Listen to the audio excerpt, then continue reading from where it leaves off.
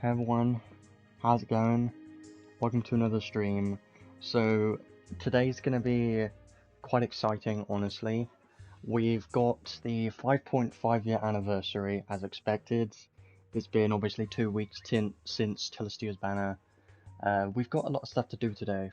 I want to make sure that I cover everything so that everyone is aware of what this update has added, and there are a bunch of new features as well as a lot of quality of life features that I'm quite enjoying, and I know that's going to be great. So I do definitely want to talk about everything, and also the unit and everything like normal. So I think today's going to be pretty fun. I've spent some time today obviously doing the event and just checking out the update as a whole, and it does look pretty nice so far. But first of all, let's have a look at the news and have a brief, talk about everything that's in this update.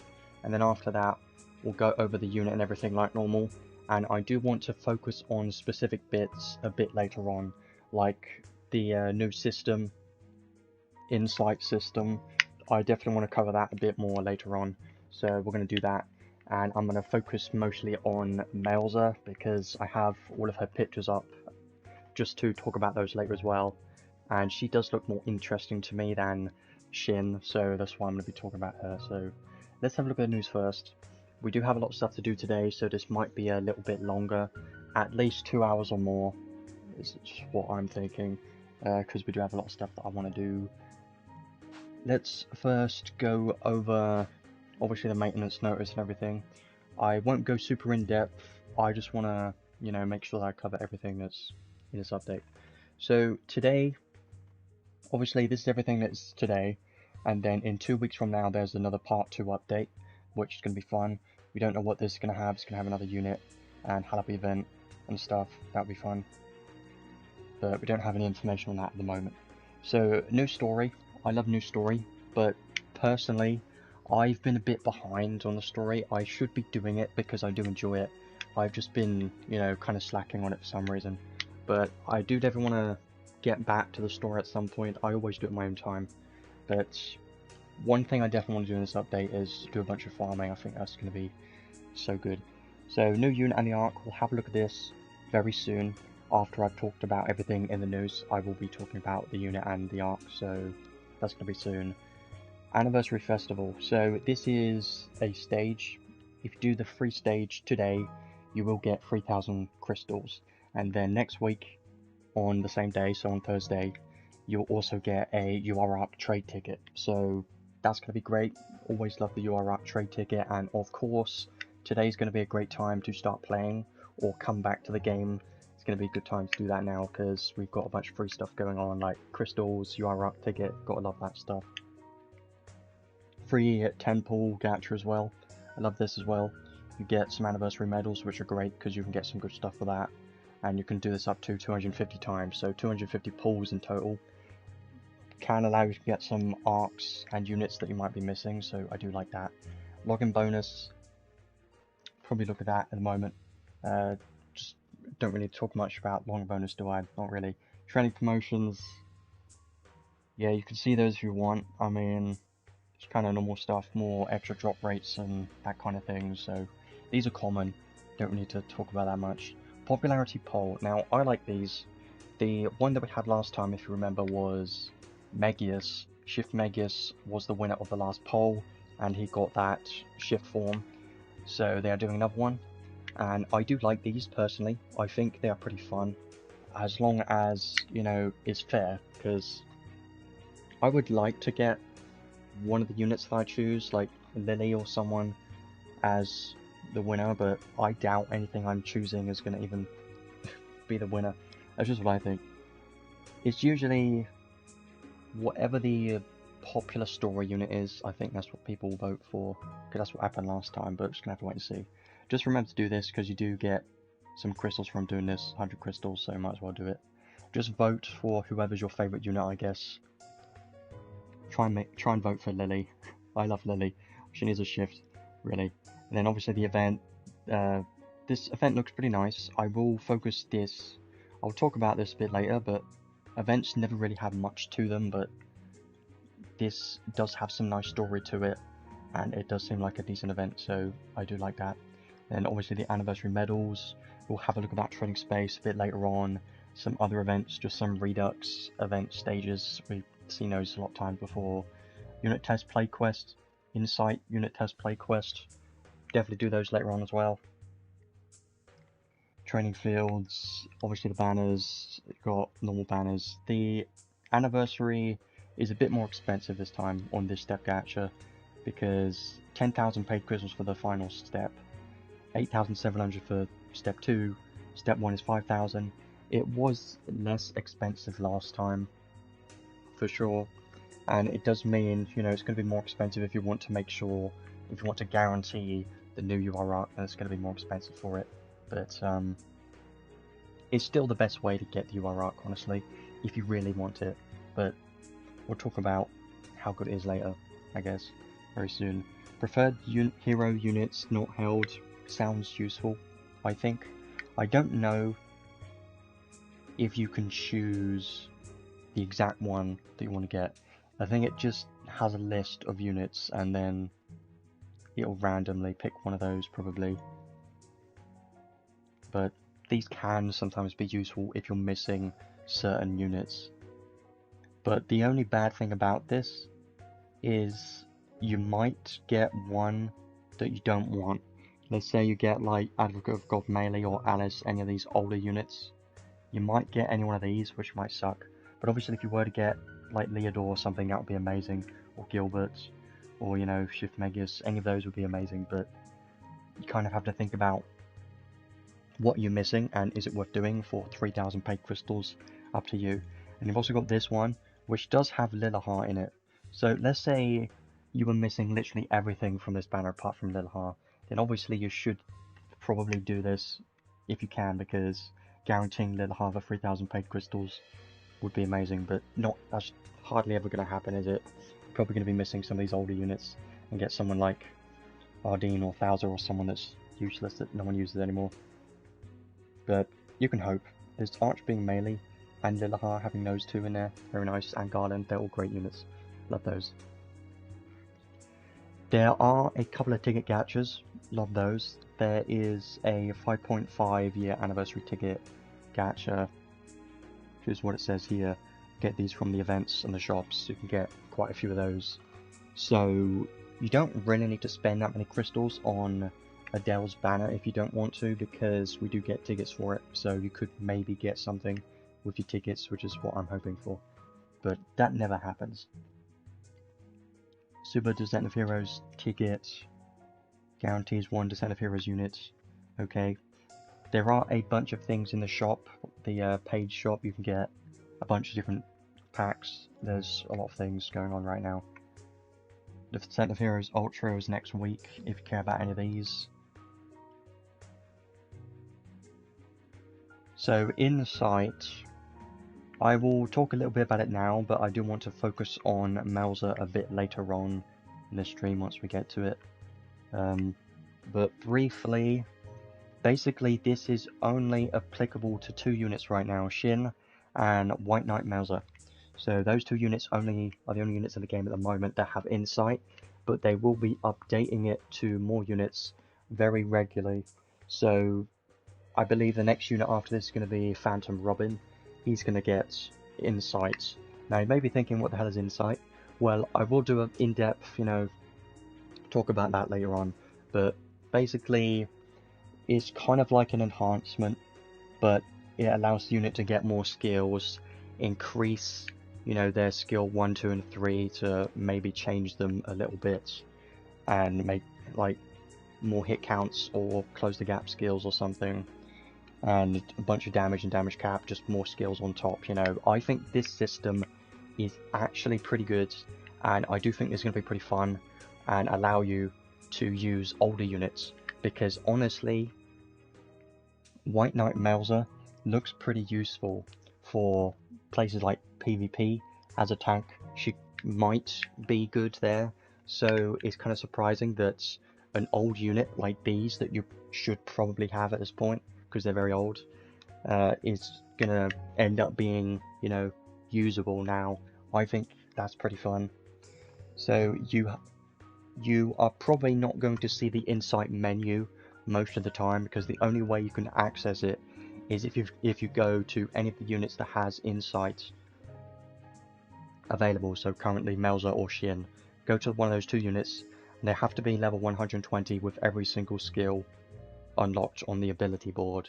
So you got to make sure that they are max level and have everything taught, and then you should be able to go to the insight menu.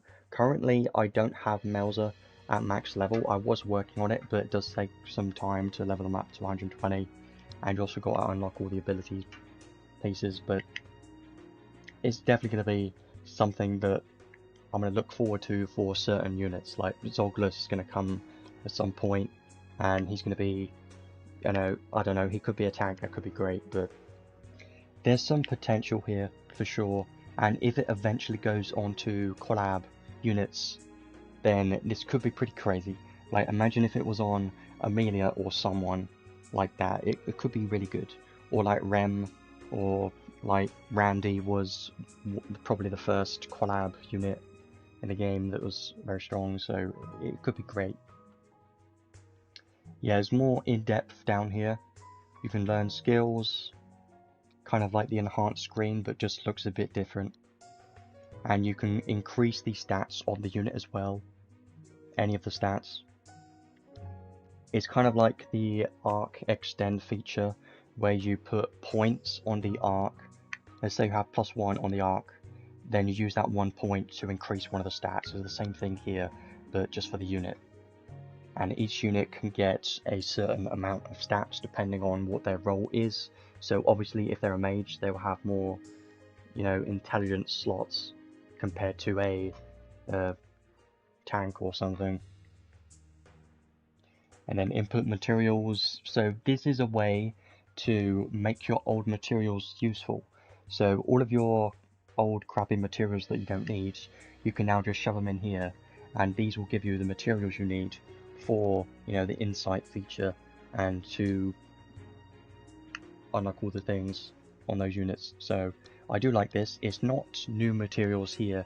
They do have some new materials, but I'm glad that the whole entire thing is not just a new material, because this allows you to use your older materials, which I like that.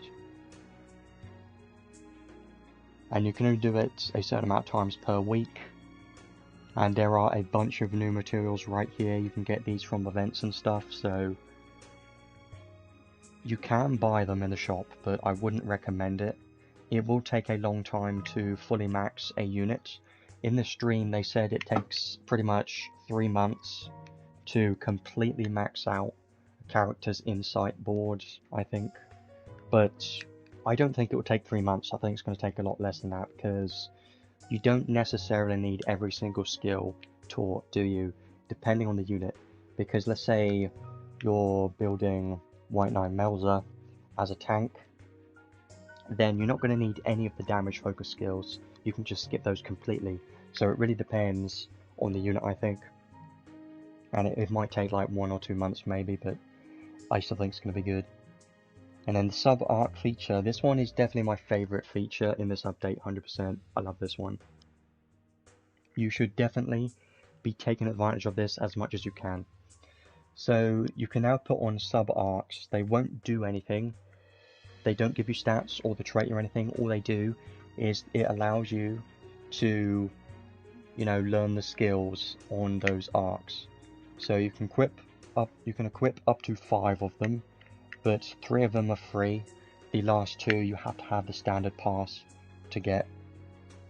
We do currently have a free trial for the standard pass, so everyone right now is going to have the standard pass for like a week or so. So I do highly recommend to farm like a hell of a lot in the next week. If you're not going to get the standard pass, if you're not going to buy it, then try and take advantage of it right now. That would be the best idea, because having 2 extra arcs equipped on your units to teach skills, very useful. So I love this feature. It's going to be so good. There's also just a auto select button that it just automatically selects the arcs and put them on. It's great. It saves so much time, but there's also something else that makes it even better. is the skip battle feature. So with this feature, you don't get any bonus XP from quests. So what I will be doing and what I recommend doing is for XP quests, don't skip them because you want to take advantage of the 100% XP boost from either Granadus or the limited arc Spheric Gate. So I'd recommend that for XP quests, don't skip them. But for other quests like AP fields, for teaching skills, you can easily skip those because you don't have any other ways to increase your AP or anything. So anything for materials or stuff you can easily skip, but for XP you kind of want the 100% XP bonus. Unless you just want to quickly skip it and get it done with, then you could do that. It's up to you. If you want to waste your orbs and just get it done as quick as possible, then it's still best to skip it. But I'm going to be trying to, you know, be smart with orbs still, because there is a lot of stuff that I want to farm right now, like teaching every unit every skill, leveling up some units, stuff like that. So these are going to be great. You can even skip ability gates, Zell, Limit Breaker, Godforged Domains. This is going to be a very good feature, and this is going to make building units so much easier, and definitely going to be amazing for more casual players. The players that don't like spending, you know, a bunch of time just teaching everything on every unit, they can just go in an AP field, you put on 5 arcs, sub-arcs, and just press the auto-equip feature, and then skip the battle, do the same thing over again. It's going to take hardly any time at all to teach everything to every one of your units. So I think these two features are definitely my favourite ones. I love this. These should have been here ages ago, honestly, but I'm at least happy that it's here now, you know, instead of not at all. And these features are definitely going to make the game a lot easier for more casual players, so I do like that, because it now makes the game, you know, more applicable to a wider audience of players for the game, and hopefully that will mean that the game gets more players and more popular, and I'm just hoping that it lasts even longer as a game, just because I like this game. But I like that. There's a new item choice box, allows you to choose items. I don't really know too much about this, but this could be useful, I think, for sure. Choose any item from the lineup and exchange it for the material that you want. So this is going to be great. A lot of other gacha games has this already. So these are kind of features that should have been in the game, because other gacha games already have pretty much most of these features. But just be grateful that it's here now. New item adventure medals. These are just a new material basically, and you can get these from events. There's one in the current event at 100,000 points, and I know it's a lot, but try and get them, because there is a trading space for these medals where you can get new equipment and other things like arcs and stuff. But I do highly recommend to try and get the equipments with these medals, because the equipment are new and they do look pretty good. So you need 10 medals. It is going to take quite a while to get all the medals, but just save them up and try and get the equipment. Every single one of those equipments probably, so then you can clear them out and then not worry about them. That's probably what I would do. But these are great, and you do get more medals from the premium pass. So premium pass is getting more benefits. I like that because I am one that gets the premium pass because I like it, but it's not only paid, you can get them for free in events, it's just more limited. They've also updated the Descent of Heroes Festival gachas lineup and the Crimson Ore trading space, so now we have Gilbert, Melee, and the Super Saiyan Kyle in Descent of Heroes lineup, which is nice. And the same units are also added, their paid equipment to the Crimson Ore trading space, which is nice. I am missing Gilbert's paid sword, so it could be nice to have that maybe.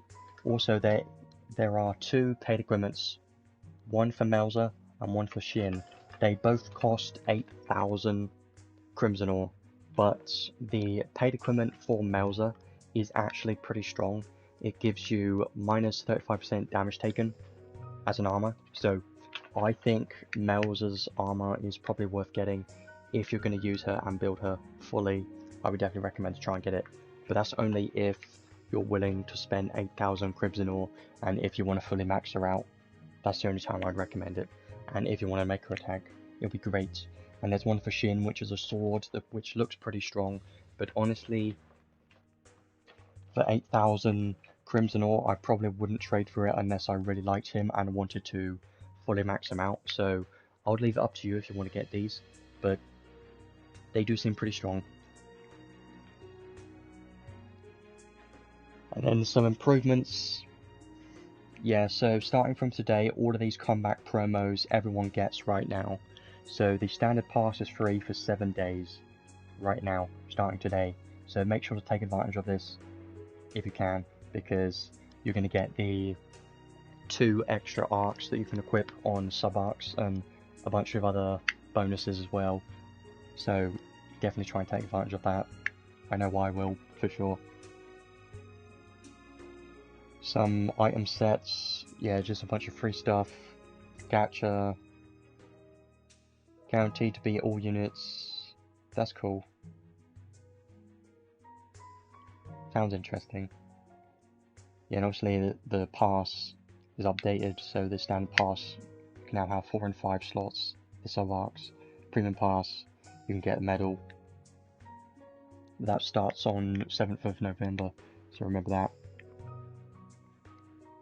Some other random improvements, don't really want to talk about this too in depth really, I just want to show this kind of, so they basically just increase the amount of rewards that you get from one of these. That's pretty much what they did for that.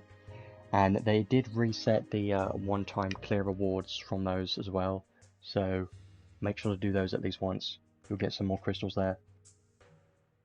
And now, a bunch of SC cost reductions for skills. Some of these are questionable, honestly, and some of these could have been reduced even further. Some of them are nice. All the Mega Drive skills got reduced to 14, honestly not that much difference, but I do like it because the more SC you have, the better, because it allows you to put on even more skills and make them stronger, so I'm not going to complain about any skill cost reductions here. Auto haste I still would never use, just because auto haste, you know, like when would I really ever say, oh, I want to put auto haste on? Hardly ever, really. Fair and square is now 12. I mean, I think it's still overpriced, it's still too much. Giant Killing 2 going down to 11. I did use this skill quite a bit because it gives damage cap and damage against bosses on your skills and special, so I do like that change, even though it's only 1, it's still something. Heat Live, honestly don't remember that one too much, but it is getting reduced to 8. Same with Shining Zoc and Abyss Gate, getting reduced to 8 is nice. Anti-Type Breakthrough 2, Fast Vacation 2, some collab skills are listed here as well. Driven with Heart and Soul, reduced to 9. Okay, Counter Boost 3. Counter Boost skills don't need to get reduced because they're already really strong. And that's the one thing that I don't know why they did this. Because now they're giving units like 2P and Guile more SC to work with, which, I mean, okay, sure, but they didn't need it, really. Counter Boost 3 going down to 7 didn't really need changing, I think, because it was already very strong. Empty Handed going down to 8, I mean, that's nice, but we don't have many no-wield type units in the game. Maybe in the future this will be even better, but 8 is worth using for sure. Holy Aura for 7 SC, still not good, it's still terrible, never use it. Happy Halloween as well. Harmonious Beat down to 8.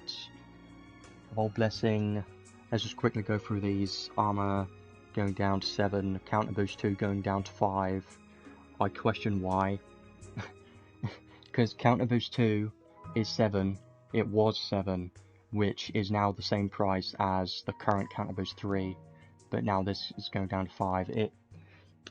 It's crazy. They really didn't need to do that, and Feint Resist going down to 5, I like that, because I do use Feint Resist quite a bit in PvP, it's quite useful, so I do like this going down to 5, that's nice. Fast Haste going down to 3, that's very good.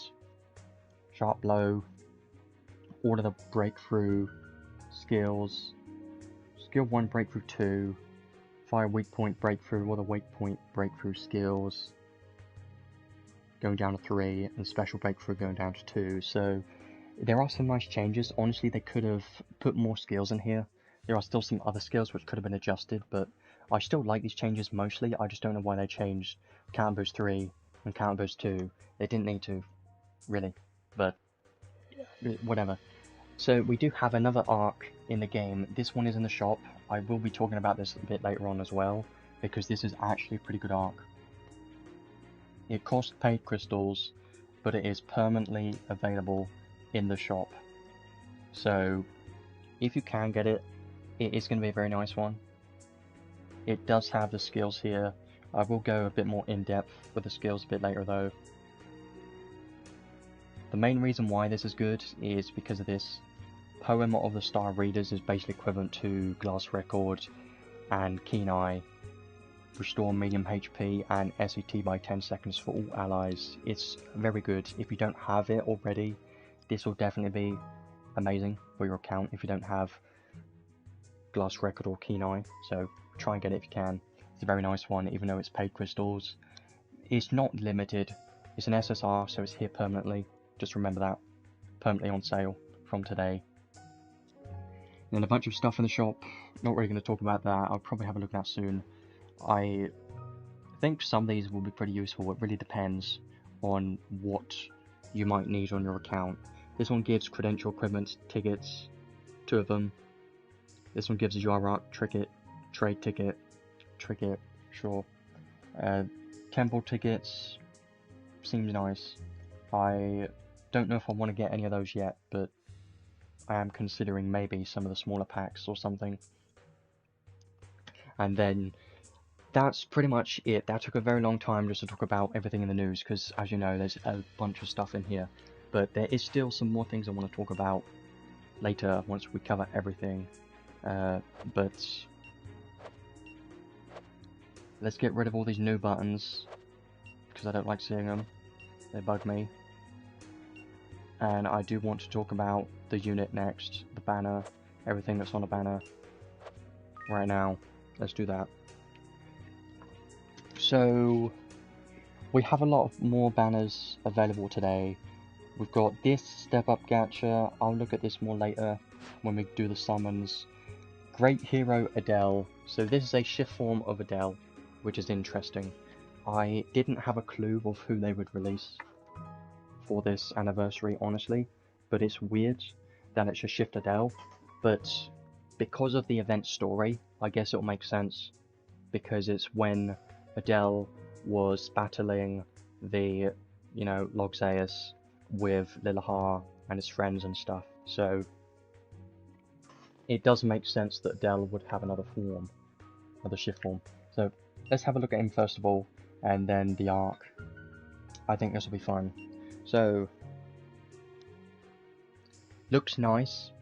I think he's going to be quite similar to the original form of Adel, kind of just an improved version of him, I think. That's at least my original thoughts about him so far, but I wasn't super excited about Adel because he's more of a PvE focused unit, and I do prefer, you know, PvP focused units at the moment, just because I don't really feel like I need any more PvE units, but for a newer player he should be good. He's a soldier type, has some nice stats, defense, strength, HP looks pretty nice. He should have some high HP because of his trait, which I'll have a look at in a moment. Attribute resistances look pretty nice.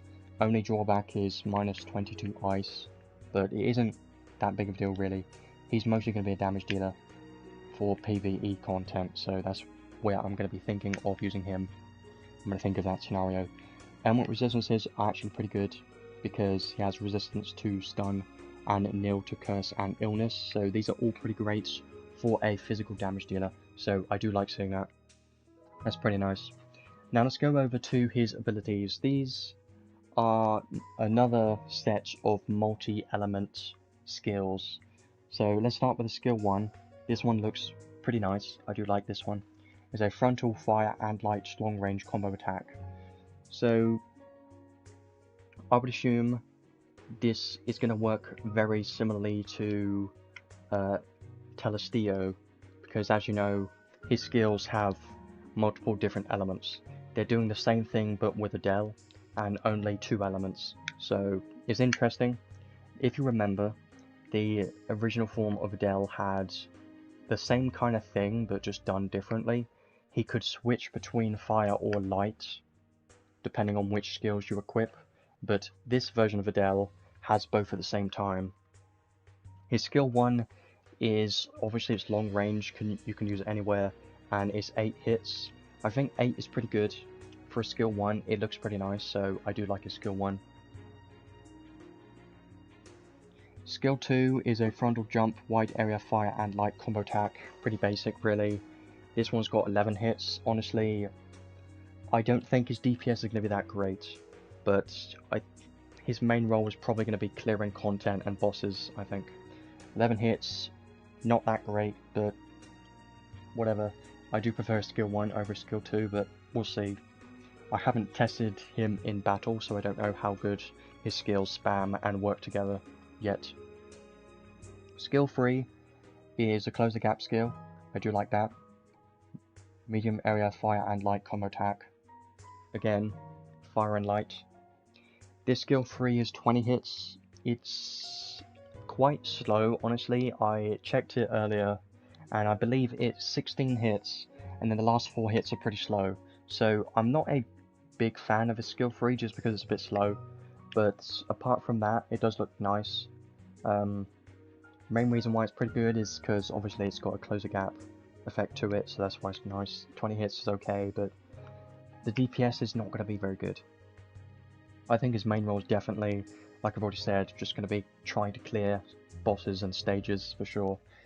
And then his special, this one has some interesting skills to it in his kit once we get to it. Powerful medium area fire and light combo attack. This does not say to one enemy, and it doesn't say to all enemies.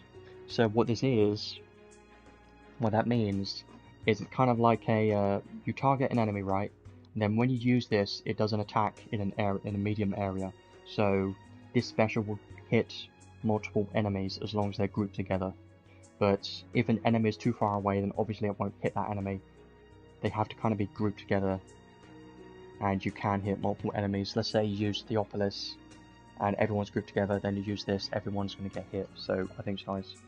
His special hit count is very small.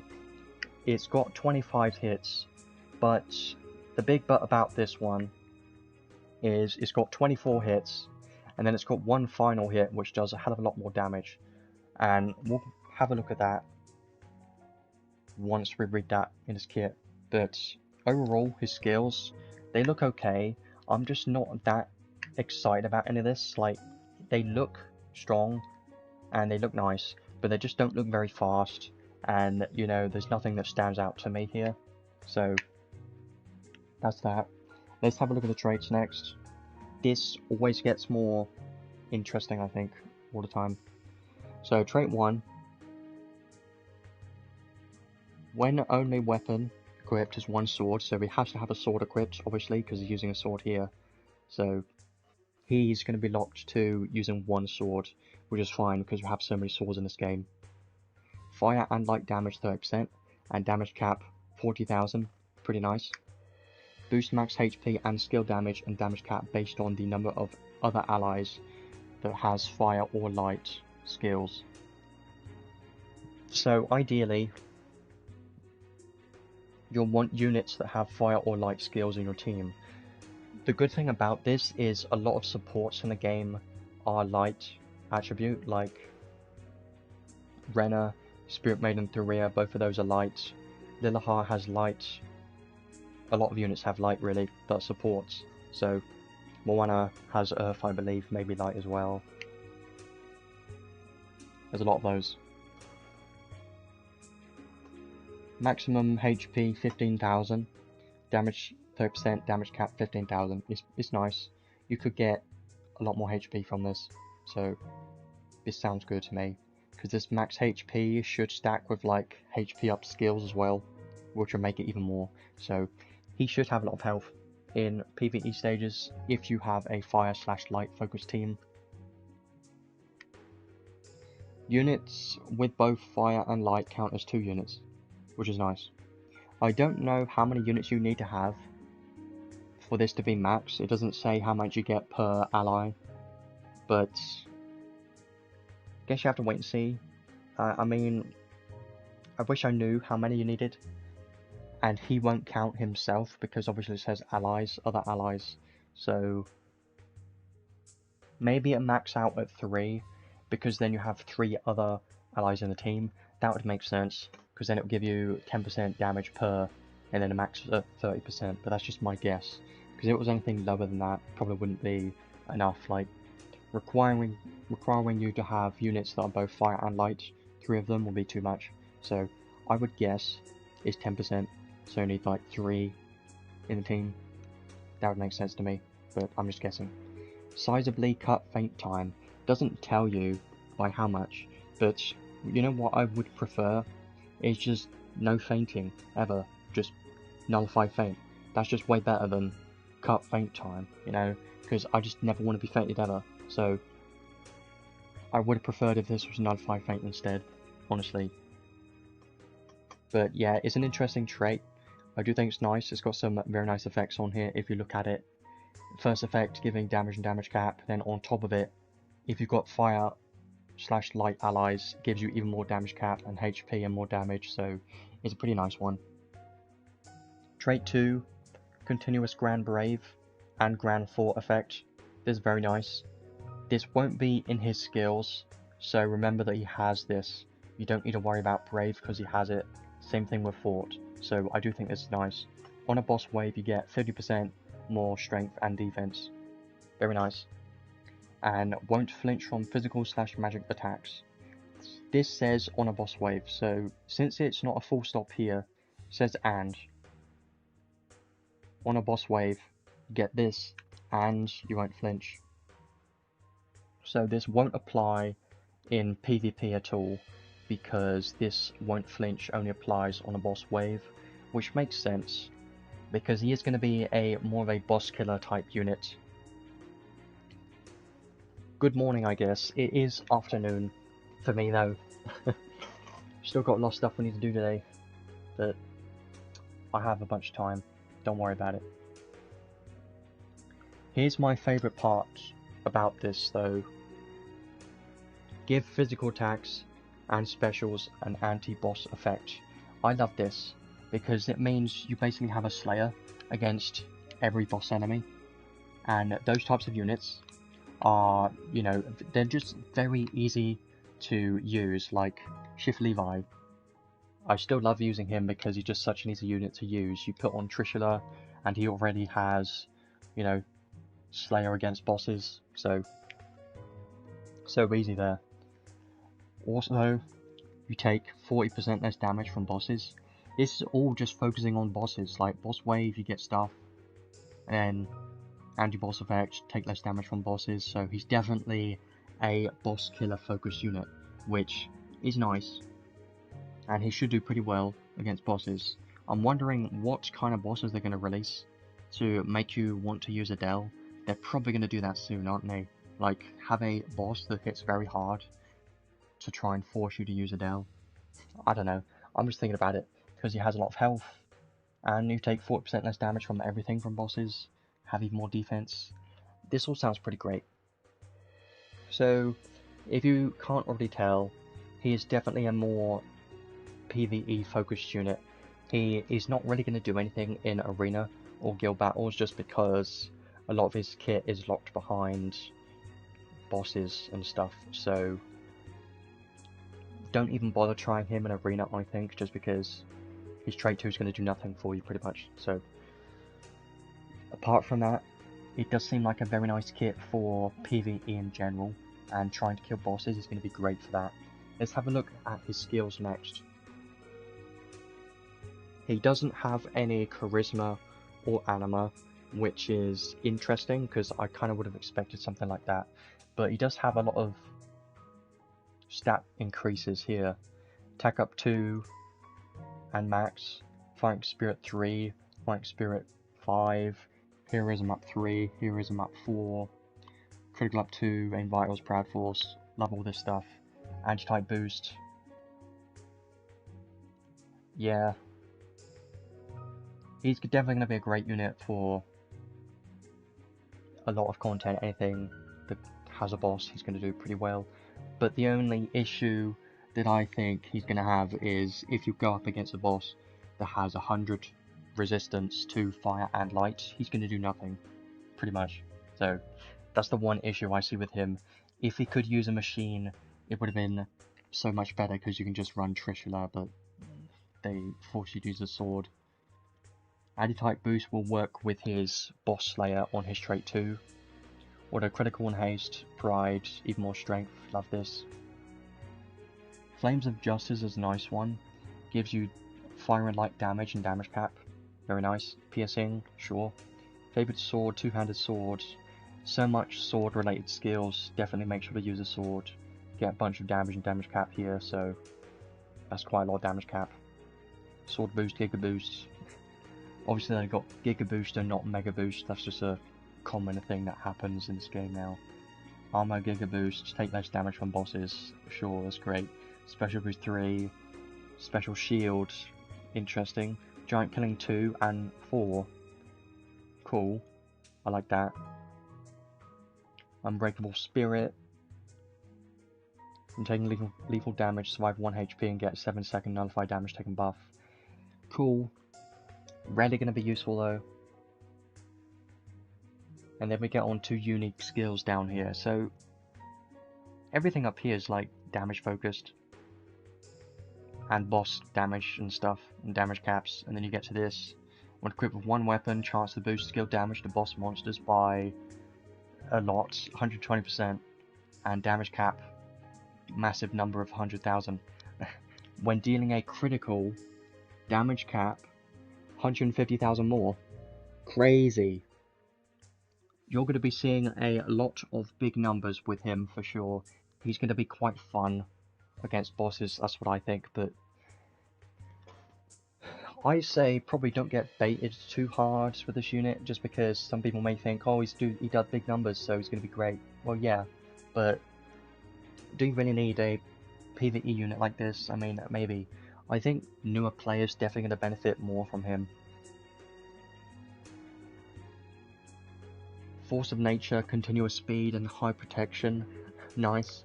When skill attacking, boost damage cap based on the strength.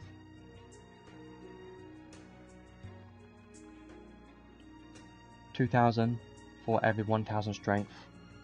I like this. We've seen this on Kaine as well, didn't we? I think so. Chance of special to deal critical damage. So your special can crit when dealing a crit, do more damage cap. That should apply to this. Thoughts of Serra is an interesting name for a skill. Boss wave, when HP hits 0, auto revive twice per wave. Cool. When revived, give a strength and skill damage cap buff. Cool. It's a very nice one. But the main thing is you don't want to die, ever. So, I mean, for a newer player, maybe you're struggling, it will help quite a bit, I think. Oh my god. That's so many words that can't even fit on the damn screen, look. It doesn't even fit. It's too many words. It doesn't even fit. It's ridiculous. How many words? When enemy's fire resistance is at least 50, then you get 100% fire damage. If their light resistance is at least 50, then he gets 100% light damage. Yeah, caps based off strength from Force of Nature. Damage cap to enemies with a fire or light attribute weakness plus 15,000, and if they have both, then it's 30,000. Is this nice? But here's the problem though. There's one kind of small problem, big problem which is if they have 100 resistance, you can't do damage if they have 100 resistance unless you reduce it. And we've seen ridiculous enemies that have like 999 resistance that you can't reduce anything. You know, he doesn't work against those kind of bosses, but every other boss that does have at least 50 or less resistance, he's going to do pretty well against, I think. But if they have like 40, then you won't get this damage buff. You probably should try and reduce it if you can. Here's the fun one. Here's the one that I think is pretty fun. Very fun. Special final hit damage, 50%. Damage cap, 2 million. Yeah. When all other allies are incapacitated, then critical rate, 100%. Damage, 100%. Damage cap, 6 million more. Remember, this is only to your special. This is not for skills. It is not. I know it has a full stop there and it says when all other allies are dead, then you get more. It's for special. There's no way that they would do this for your skills, because that'd be stupid. They're broken. So this is just for your special only, and your final hit of your special. So it's not that broken. It's still pretty strong, and it's going to be fun to see big number on screen, but you know, like a special doing 1 million damage or more isn't that much, because you can just use skills, and since skills have a lot of damage cap now, like 200,000 damage cap with 5 hits is already 1 million damage. So skills do a hell of a lot of damage in this game. They got specials have to, you know, be strong enough to be able to keep up with skills current damage cap. So this isn't that much, but I still think it's going to be fun to see this in action, really. Now we get onto the 6th enhanced skills. More damage cap, love it. 10,000 damage cap when he's single wield, very nice. More special damage and damage cap, great. Take less damage, love it. When you only have one weapon, you get 10,000 more damage cap. You get 10% more damage. Armor mastery, take less damage. Armor defense 50%. Giant killing 2. Even more against bosses, love that. This one's cool. Boss wave start, fully restore all skills SET, and you get special gauge plus 50%. a mini Great Wall of Ruin in his skills is just kind of hilarious, really. It's funny, but it is very good, because on a boss wave you get every single one of your skills fully restored. It's very nice, and this will be super useful for newer players that don't have any good way to get SET reliably. This will be great for those types of players. So honestly, I think his kit looks pretty damn strong. For a PvE focused boss killer unit, this is going to be amazing. It's going to be very strong. But the question is, do you really need it? It really depends on your account. An account like mine that's an endgame player doesn't need it, but a newer player or people that are struggling with endgame content like bosses could definitely do with Adel. But it also depends on the certain enemies you're fighting, because not every enemy, you can't use Adel against every enemy, because some enemies are going to have higher fire and light resistance where he won't work that well in. So I say it's up to you. If you're a newer player, try and get him, because he's going to be very good, very useful, for sure. It's going to be amazing for you. But for someone like me that's an endgame player, I see the potential, but I don't need it because I've beaten everything, and I always say that. But I can see the potential here that he's going to be a very good PvE unit for sure, and definitely one of the better ones currently. But the one thing I have to say is I don't know how long this will last, because PvE DPS units usually get, you know, power crept quite quickly in this game. Like, if you remember Super Saiyan Kyle, he was the, you know, newest, best PvE damage dealer. Now we have Adel. So Adel's basically replacing that version of Kyle at this point. So yeah, that's probably what I would recommend, is do a couple of pulls maybe, and then just use tickets. That's probably what I would do maybe. And since this banner is going to be going on for quite some time, 27 days and 18 hours from now, the next banner will be up, and this will be up at the same time, so you will have a choice. And also, we've still got Telestio's banner, but before we look at that stuff, let's have a look at the arc next. So this arc is another Logzeus arc. Wow, number 3. They do like Logzeus arcs, don't they? Shift Lenius, I mean, I don't know, I have no clue. I'm just gonna wait and see. So this arc, I do like it. It looks nice. It could be useful, but let's read it. Stats, sure. Never really focused too much stats. The trait, I think the trait's interesting, but look how much I have to scroll. Like, all this, it's crazy.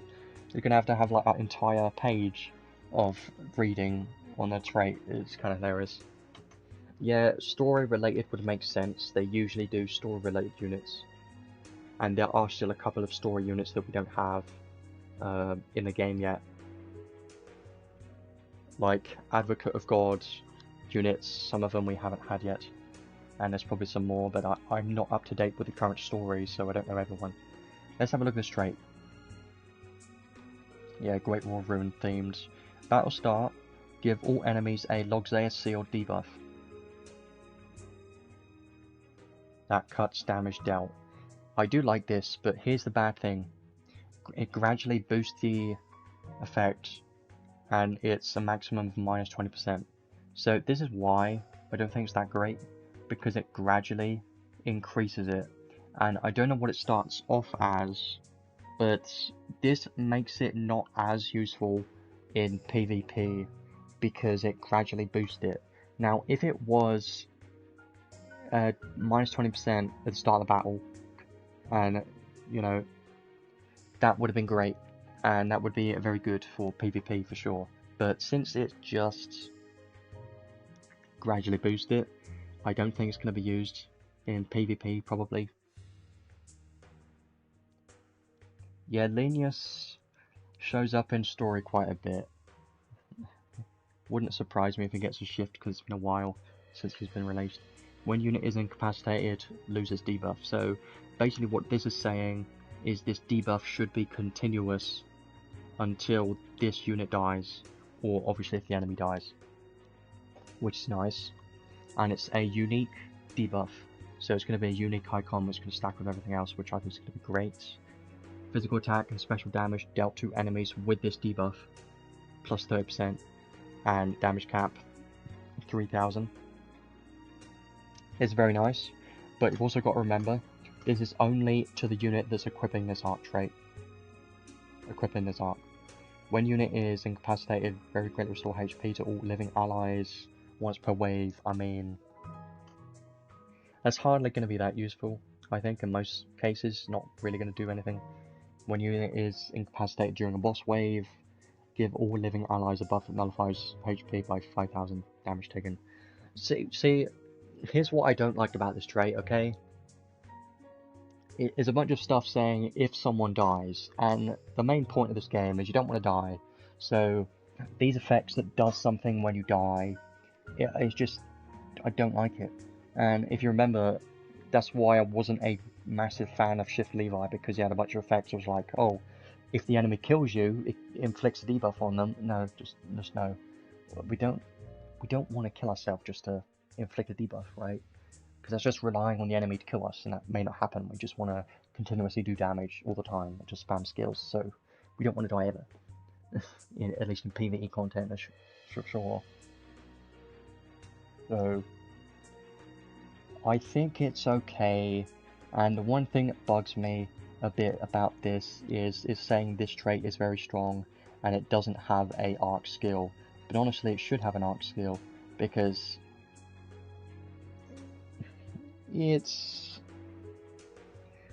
Yeah, the trait kinda weird, because, yeah, I get it, gives a debuff, you lose it when you die, right? But if you die, you get stuff, you get buffs and everything. It's kinda stupid. I don't really like this trait, but I can potentially see this being useful. Not for the effects down here, but the effects up here at the top, being this debuff, and giving a, 30% damage and 3,000 damage cap when they have the debuff. This could be nice, but apart from that, everything else about it is not that special, so I don't really care too much about the trait. It could be used maybe. It really depends on how gradually it boosts the effect and what it starts off as.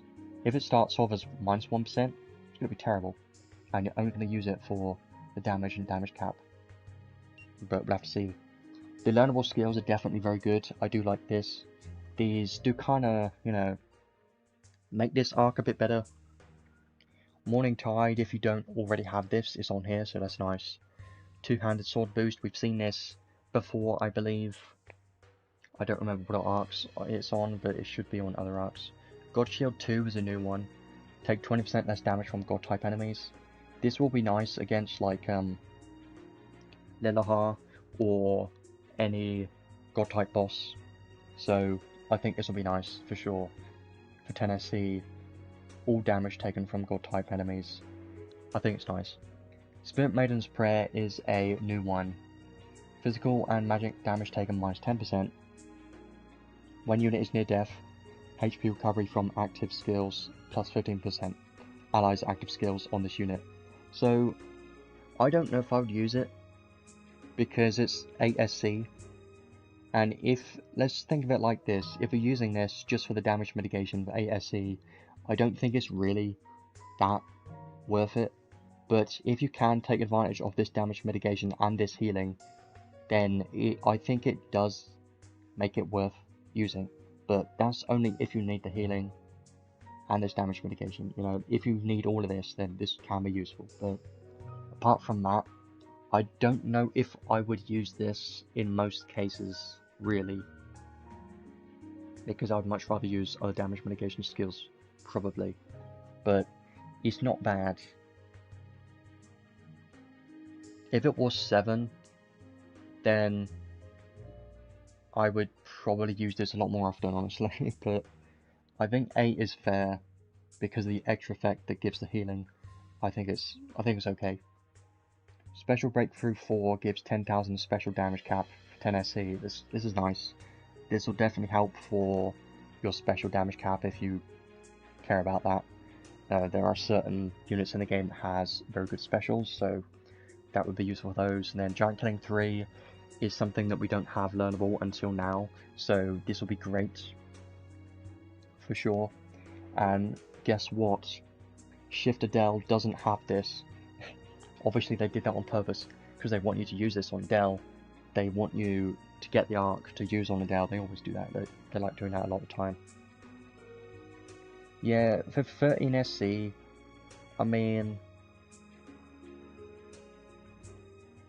I would probably use it if I was using a dual wield unit and going up against a boss. That's the only scenario I would use it in. Like, if I was using Sonic, for instance, I would probably use it on him to boost his damage cap by as much as possible against bosses. But obviously, if you just want damage, then for 13 SC, this probably won't be that useful. But I think it's okay. I can see myself using it sometimes, just not super often, because I might prefer other options instead. But yeah, these are good learnable skills. Nothing super crazy, really, but they are nice to have for sure, because there's quite a lot of good stuff here. Like, they're all not bad. Like, you couldn't use all of these. They're all not terrible, so I like those. And then the Archive Reward is not my favourite, really. I don't like it. Change my mind. Accessory. Give stats. Sure. HP recovery cap from units active skills plus 2,000. The reason why I'm saying it is because when do you need healing damage cap? like hardly ever. You don't really need healing damage cap, do you? I'd never. I don't like this. And on top of this, you get no ailments, 0, nothing, and you get +10 to light. It's not very good. I would never use it. It's said that the famous Sarah wore this, but why is it here? And why does it suck so bad? Could have been better than this. Like, if it gave casting speed and some healing on top, then it could maybe be good. Like, if comparing this to like Renna's paid accessory, if it was something like that, something more similar, then it would have been better, but because it only gives you healing cap, it's just terrible. It's not very good. So, I think this arc is okay, but honestly, don't chase for it, because I don't think it's worth it. The trait is okay, but it's not anything crazy. The skills are probably the best thing about this arc is definitely the skills, and the archive rewards are just terrible. So you don't need to chase for it. I would probably just recommend maybe a few singles or something if you really want to try and maybe snipe it, but apart from that, you can just skip it. That's probably what I would do. But I'm still going to try and get it, just not super hard, because I don't think I really need anything from this banner. So that is this banner, Adel and the Ark. Honestly, they look okay. Adel is definitely a more, you know, beginner unit that will allow you to clear a lot of content. He's going to be great for that. But for someone like me, less useful at the moment, until we get more content, I think. Yeah, just a big, the best boss slayer. Very good at boss slaying. But I still prefer Shift Levi, honestly, because he can use Trishula. And you could use that against everything, so I just prefer that a bit more. The good thing about the banner though is you do have other units available, like Arch being melee, Gilbert, you know, Garland. There's some good units in here, so you could get some good off-rate up units potentially, if you're missing those. And then your arc, as always, is 0.4%. I'll leave that there. We'll come back to those banners in a moment to do some summons, but let's go to the trading space. Have a look at his paid equipment. I believe he has a sword, and that's it. I don't know how I feel about this. So, this is the credential equipment trading space. He's got a bunch of other units in here. You can use your tickets for those. Event trading space, choose unit and arc. Your arc trading space. A lot of trading spaces going on right now. This is the UR arc that you get from the step gacha only. You can select the new UR arc if you want. So his paid sword right here. True Seal Blade Zelbius. This is obviously going to be his best sword, but it's 50 damn credentials, and I don't like that because it's too expensive for a sword. I'd never like the 50 paid credentials, it's too much. So what we got? A light sword, when equipped with only one weapon, fire and a light skill and special damage, 35%. Damage cap 10,000. It's pretty great. There's a lot of damage cap, for sure. But he is single wield. Fire and light damage cap to bosses, 5,000. And strength 15% all the time. So, yeah, this is great. But it's 50 credentials. So, you don't need it. I don't like the fact that it's 50 credentials. It could have been 25. And then had a second one. I prefer those. If you do have the 50 credentials, then you might as well get it, but if you don't bother trying to get it, just because 50 is just too much and it's not worth just pulling just to get this. Just skip it at that point. But if you want Adel to reach his maximum potential, this will be his best in slot sword, but I don't think it's anything you need, because there are a lot of good sword options in the game already. So you can just use Muramasa or something else that gives physical damage or damage cap or something. So we do have other options. You don't need this, but this will be his best option, because it can give you 15,000 damage cap, 35% damage. It's very nice. Gives strength too. Obviously it's going to be the best one, but I'm just going to skip it. It's too expensive for me. 50 credentials, I would only get it if I had 50. So that's just what I recommend.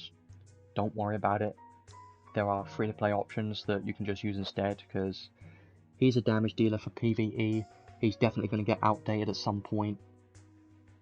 And this sword will be added to the Crimson Ore trading space in the future. So you don't have to get it now. You could get it in the future if you really want to, but at that point, he'll probably be, you know, power crept from other units. So probably better off getting other paid equipments instead for your Crimson Ore, honestly. So let's have a quick look at everything else in this trading space, and then we'll do some summons afterwards. So there's a UR trading space ticket. I believe we get this from the event stage in a week from now, and you should be able to select one of these arcs. I think is this one, maybe, or this is the one that's from the step gacha, but I believe it's the one you get from the event. And my advice is still the same as before, is basically just try and get Theopolis if you don't have it, because it's still the best one. This is my favourite one, because I use it all the time. It's still my favourite. Great War of Ruin is still great. Great War of Ruin and Theopolis have always been the best two in the game, for sure. But you could even get Soul Blade, which is actually pretty nice. If you're missing this, if you're missing like a couple, Soul Blade pretty nice. I do actually use this. The skill's very nice. There are a lot of good options here. For Imperial King is a very nice one. Counter Shield. And the trait's very nice. Archive Award is pretty nice too, but yeah, you can go through these. I don't really want to go super in depth on these arcs, but I just recommend to try and get Theopolis if you don't have it, and then go through these and see which one, you know, would do better for you. But because the there's a SSR arc in the paid shop, you're probably better off getting that instead of Kronos, honestly. So I don't think we really need Kronos anymore, because the one in the shop is even better. And then you can use a ticket on something else that's even better, because I don't like Kronos.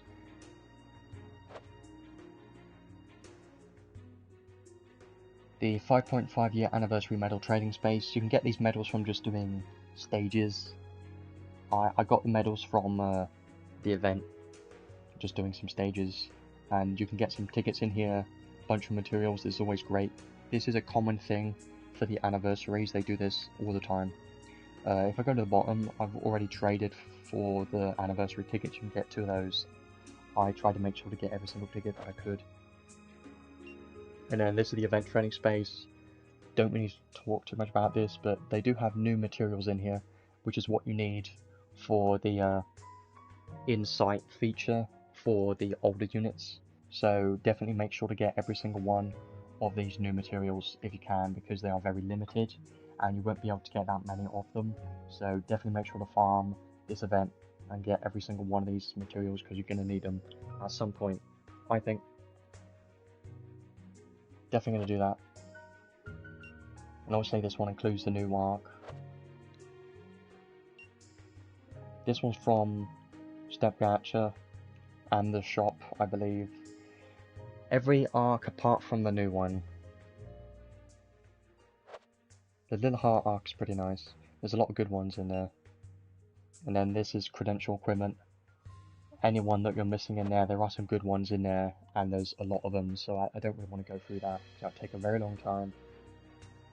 Then choose a unit, choose an arc. These are I'm still missing 2 somehow, which is annoying.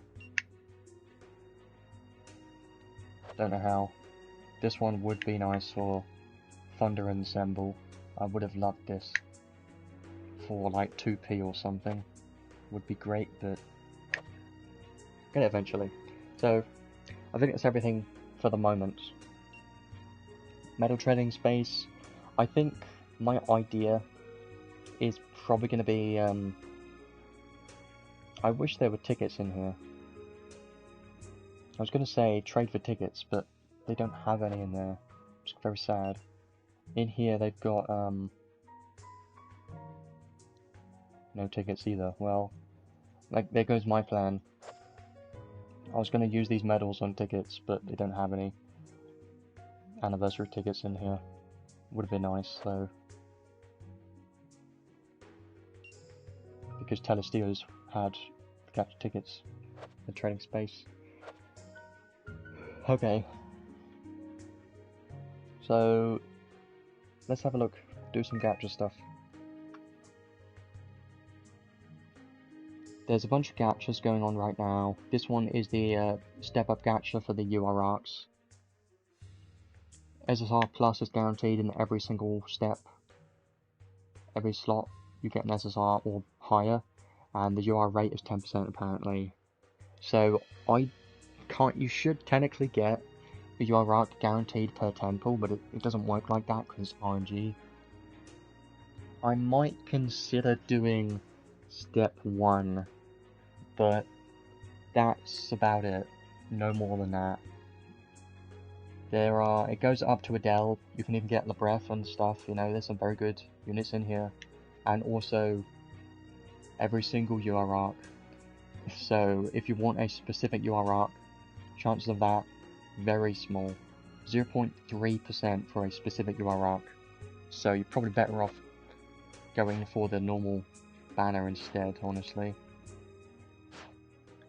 This normal step gacha, I definitely want to do this, but I do want to check exactly what the steps have, though, but it doesn't show up on here. Gacha details.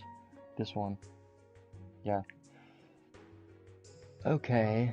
Yeah, this time they put the prisms in lap 4. And there's only 1, 2, 3, just terrible. Yeah, just do lap 1 and then stop. This one is cheap. Afterwards it gets expensive. So if you want prisms, it's very expensive for this guy. I think the only reason why Telesteer was cheaper was because he's a permanent unit. Preferred unit. Hero units not held. These gachas, I mean, I can't really show much on these because I have everything, so I don't really know how these would work. Actually, it's probably just a same UR unit not held gacha, but it's got a set of units being these units. Obviously, we've still got Telesteo's banners up. He's still got 2 weeks left, and honestly, he is so damn good at the moment that I would probably recommend to try and get him instead of Adel, but it really depends on your account. If you're completely new, I don't know, even then, I still think Telesteo's better than Adel. He's just that good. Like, there's no way that Adel's better than Telesteo, but they are different units. Adel is better for killing bosses, 100%, but Telesteo's role is just more valuable. For sure.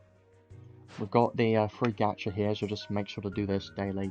You can do this up to 25 times, which is nice. Ticket gacha, I'm going to do this first, I think. I always do the tickets first, and never get anything. This Super Descent of Heroes ticket gacha goes up to Adel, guarantees any unit. You could get anything, so these are never really going to be that good. 1.5% to get the specific unit you want. You're never going to get the one you want. And I think they still haven't updated this, which kind of sucks. I wish they updated this, because I have a couple of tickets, but I have no reason to use them at all. And they're still the same. And yeah, that's pretty much everything.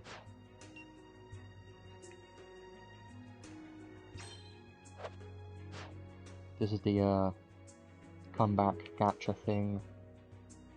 All 10 slots feature a unit. Guaranteed. Well, that's interesting. That's fun. So, this is actually pretty good for the value. What it cost. 3,000 paid crystals, you're guaranteed 10 units. Obviously, they're not all going to be new, but there is a high chance you'll get one of these guys, Archbeam Melee being the main one here.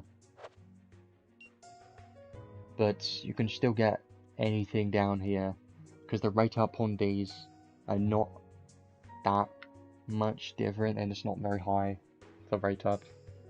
So, I say it's up to you. It does include permanent units, so it may not be worth it. I say it depends.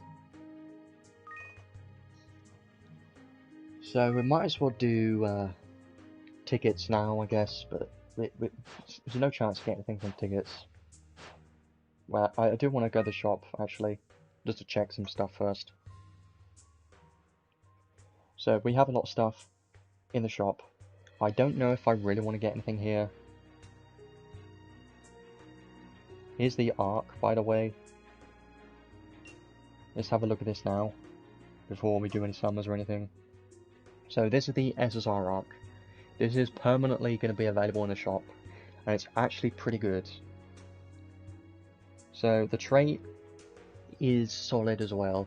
Attribute weakness damage taken minus 30%, damage plus 20% for the attributes of the weapons equipped in the weapon slot. So if you're using a fire sword, you'll get 20% fire damage, for instance. Here's the main thing about this trait though. Boss wave start restores special gauge by 100%. This is very nice.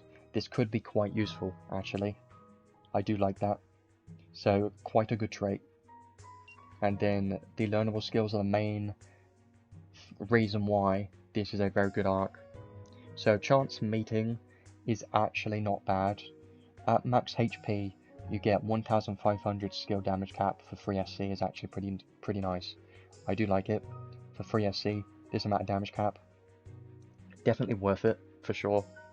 Two-handed machine. Okay, the last two here I think are pretty nice too. Cut magic attack damage taken based on how low the unit MP is. So if you have 0 MP, then you'll take 15% less damage from magic, which is solid. I think that might be useful for PvP and potentially guild battles as well. Could be pretty nice. Put it on Labref or something. Could be very nice, I think. And then the main reason why this arc is so good is this skill down here is equivalent to Glass Record and Keen Eye. Restore HP and SCT by 10 seconds for all allies. Very good. Definitely try and get this if you don't have Glass Record or Keen Eye, because this is going to be amazing and it's going to be so good for your account if you manage to get this, because being able to restore SCT on like a support unit like Renner or someone, you're gonna feel a massive difference. It's gonna be so much better for your account if you do get something like this, so I do like that. Then the Arkeith reward is a Thunder Bow. When equipped with only one weapon, Thunder damage cap 2000. When Thunder physical attacking, chance to deal extra damage. See, this is solid, but the only thing I don't like about it is you have to have one weapon equipped, and there are not many, there's like hardly any single-wield bow users in this game, especially Thunder damage dealers. Basically there's like only one, which is Foul, so this is rarely going to get used in the game. But maybe someone can take advantage of this in the future, but right now, not really anyone. So, I do think this arc, definitely a nice one to have for sure, because of the learnable skills. Even the trait's pretty nice for the special gauge, 100%, very nice. So it is definitely worth getting it if you can, and if you're missing Glass Record or Keen Eye, then the value of this arc is very high, and it's definitely worth getting this instead of like a UR arc step catcher thing, because this is just better. You get more value from buying this. So this is 4,500 paid crystals. I would much rather buy this instead of doing the 5,000 crystals for step catcher for the UR arc step catcher, you know. So this guarantees that you get something good. That's just what I think. It's definitely better. What you're paying for is better. But you don't have to worry about it disappearing because it's here forever. So I just want to briefly have a look at every pack that's available, and then we'll do some summons afterwards. I'm not going to buy anything, I just want to have a look. Might consider something. Comeback unit, arc, credential equipment. These are pretty good. These are only available for 6 more days, so basically a week from today. So maybe consider them, but it's up to you. The UR arc trade ticket is definitely a very good one, 100%. Some of these packs might be pretty nice. I don't know. I haven't looked too much at them, honestly. This one for a Super DOH ticket guarantees a random unit. For 300 paid crystals, it's not that bad, it's pretty cheap, so you could do that, honestly. Anniversary credential trade ticket, that's for the paid equipment.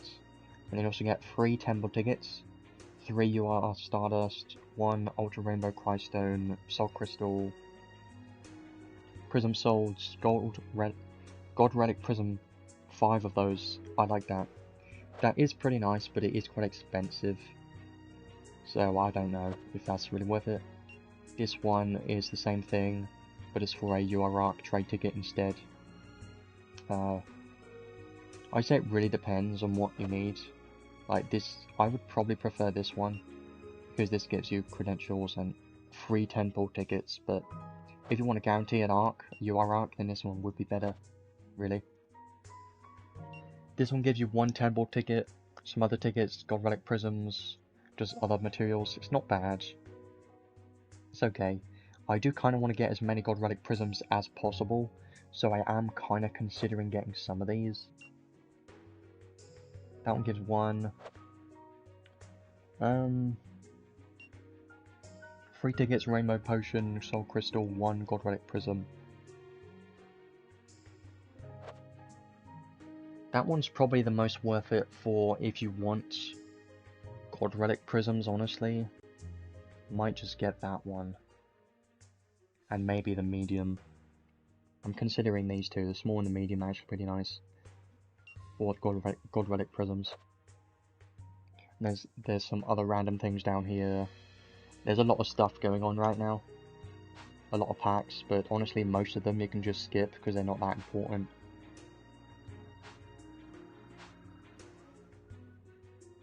Yeah.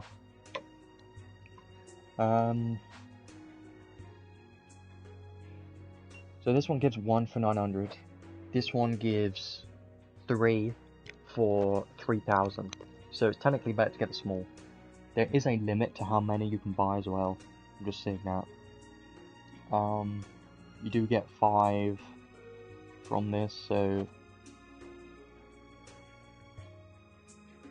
I'm considering these two. I'm probably gonna get this one.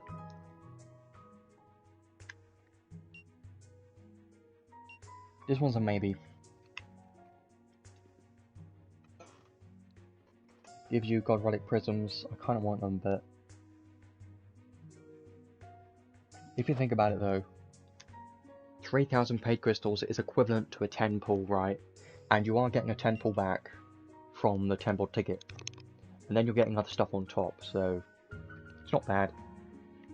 I think I'll just get this one once, and then I won't get any more. Maybe. I kind of want to get a second one, but for the God Relic Prisms. Keep stacking these up is kind of what I want to do. so I can max even more units. Definitely kind of want to do that. Fine. And then I won't get any more. We'll leave that there. That's all I'm going to be getting in the shop.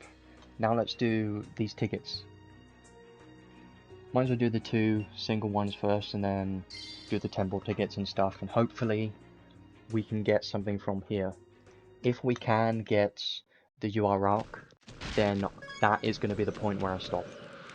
But I'm not going to be pitying anything today. I'm not going to be doing that many summons today.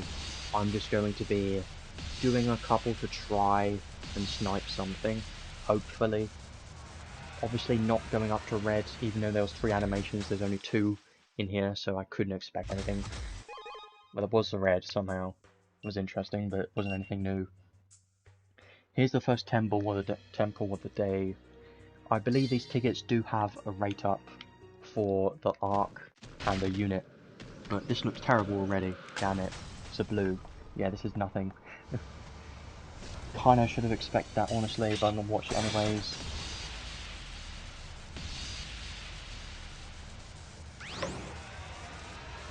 Yep, there is always a chance you can get a random red show up, but it doesn't always happen.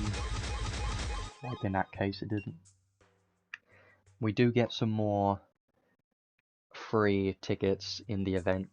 I believe we get 6 more, but we need to clear more stages. So,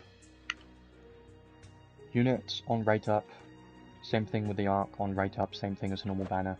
We've got 2 more 10-ball tickets, and might as well use those now, hopefully get something, and then I'll do the step gacha for lap 1, see how it goes.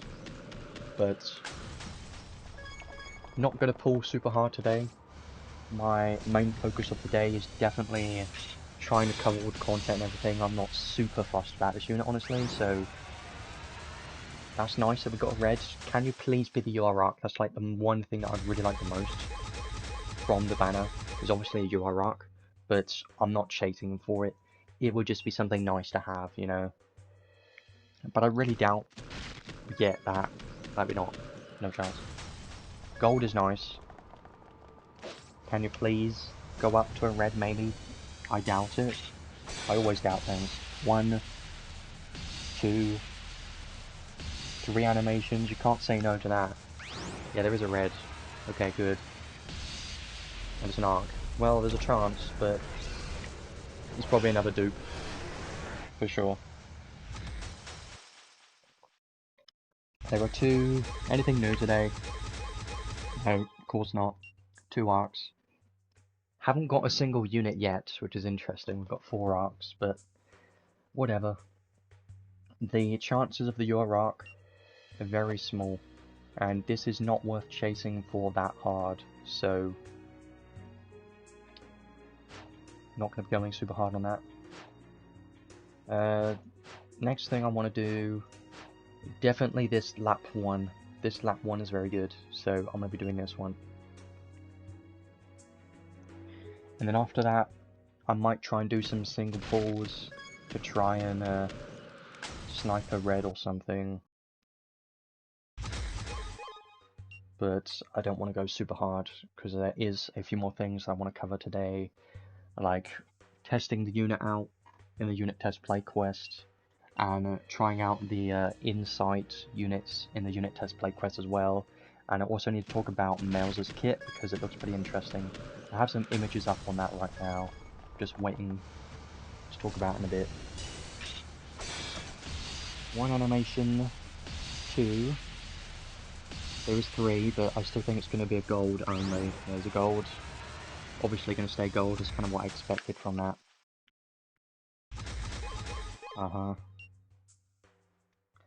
I don't really have a use for any of these credentials, I believe, because I'm not going to get his paid sword. It's just too much for me. I'm just going to skip that. Can we get some more reds? Can we get anything new today? I'm hoping so. Would be very nice if we could. This one just looks the same as the last one. I don't think there's anything in here either. I'm not going to skip. Obviously a gold. Could be a random red, but no. Okay, one more temple. This one's the free temple. I always like this pool because it's free. You've got to love that. It's going to be the last temple that I'm going to do. I'm not going to do any more temples after this. I'm only going to be doing single pools after this because I don't want to spend too much on this banner, honestly. 3 is a good sign. A blue is not. Everyone showing up is better. I don't know. Needs animations, really. If they're 0 or 1, it's just going to stay gold, 100%. Nope. I mean, there's still a chance. And there's a red, okay. I didn't think there would be, really, because one animation not always go up. You know, I kind of thought that would happen. I thought that would happen, and it did happen. But I did say earlier, Thunder Ensemble would be very nice. So, I can't complain about that. Thunder Assemble's not bad. Maybe I can use it, for like a 2P team or something, maybe? This ark's not terrible. Yeah, it's nice. I'm glad I at least have this. Yeah, I know. I should have had this, but it didn't want to show its face for some reason. And you know I do a lot of pulls in this game. It's weird that it didn't show up until now, but at least I have it. But I was thinking that was going to be Adel, but of course not. We haven't gotten a single unit yet. I'm still going to do some more summons though, just to try and get something, hopefully, from this banner. 11 credentials. Yeah, I'm not going to get his pay, definitely not. 45, yeah, haven't done that many yet. Let's just do some singles and try and get something, hopefully. I don't think I'm gonna do the step 1. I could. I mean, I'm kind of tempted, very slightly tempted, but I don't think it's worth doing. I mean, I could get the ark or something, and that'd be great, but I don't know. Let's just try and get something. Obviously looking for Adel or the ark. The ark is the main thing that I would want to get. That's like the #1 prize in this banner, but I'm going to spend a few. I'm not going to pity anything. We're just going to hope to get one of these two, hopefully, and see how it goes. This may take a while, but we'll see. I'm only going to watch it if it looks promising. 99% of the time like this, it's just going to be terrible, so they're just going to skip. When no one shows up, I just skip instantly. That's how it goes.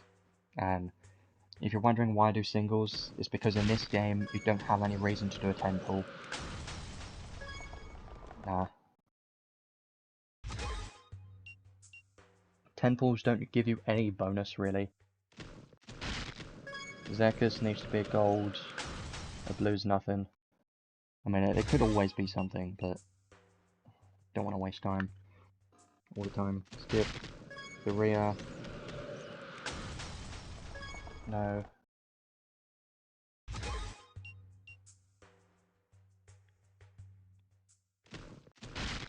Nope.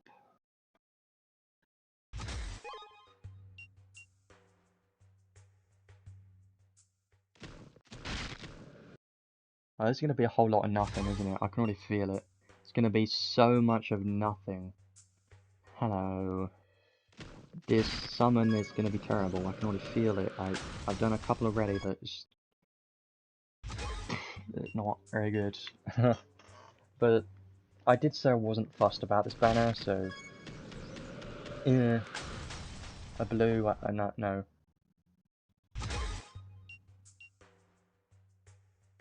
I think 100 will be my stopping point, but I don't know yet. Nah.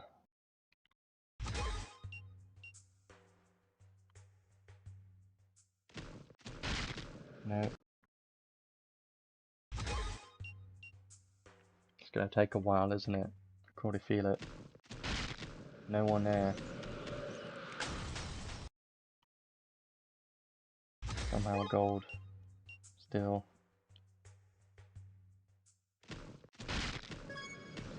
I like watching the rear, but a blue, I'm not gonna watch it. That's why. I don't watch blues. I only watch golds. Oh, come on. There's so many golds going on right now, but there's not like a single red at all. I do need to do some other things later, so I don't want to be here all day, you know. I would like to get some other stuff done very soon. But this banner's not very good for me. Most of the time I do get pretty lucky with anniversary summons, like, that's just been a thing most of the time. But, I have a track record for getting the UR arc in the anniversary. Pretty much all the time. But I think this time's gonna be the one time that I get literally nothing from it. Like, that's what I'm feeling. No, it's blue. It hasn't been a red in a while. This is depressing. It's very sad. It's very sad. Okay.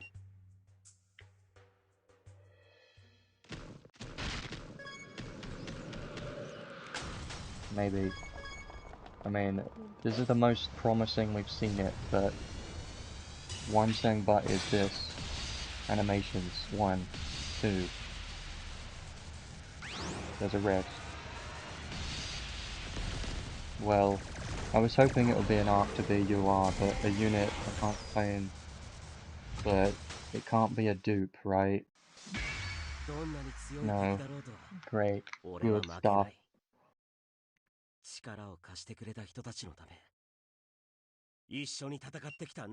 Like that. At least we managed to get one thing from there. Very nice. I do like that. Adel's definitely going to be a very good unit for clearing bosses and stuff, so he's going to be a fun unit to mess around with. The Ark, I'm not going to go super hard for it, like I said. I might try to do a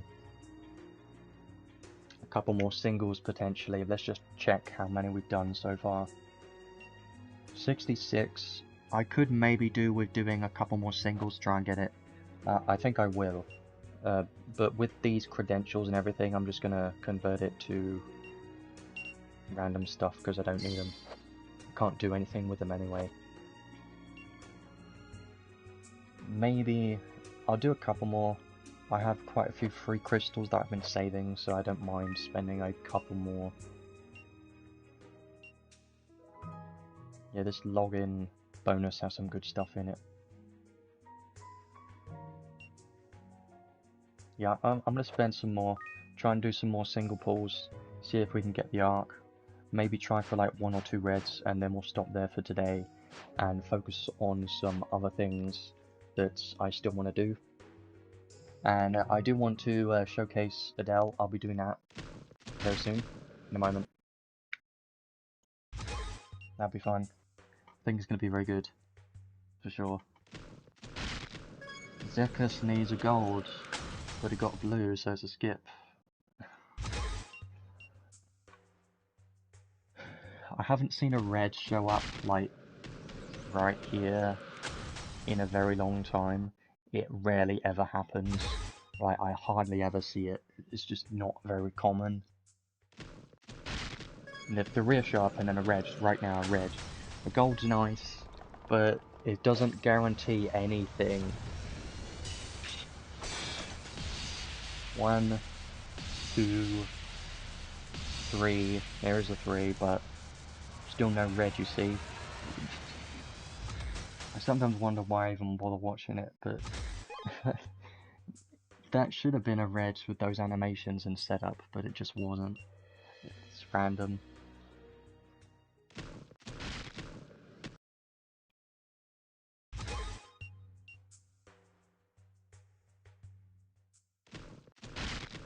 Nope.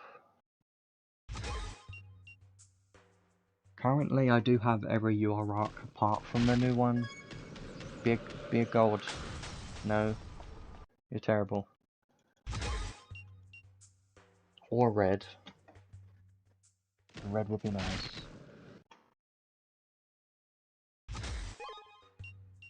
No.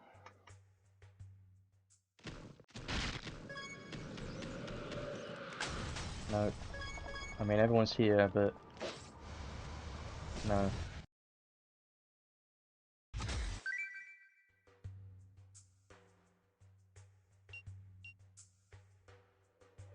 I don't like seeing that. I don't like seeing that. I don't like seeing that. Don't do it again. Please don't. I don't like seeing it. It's horrible. It's stupid. It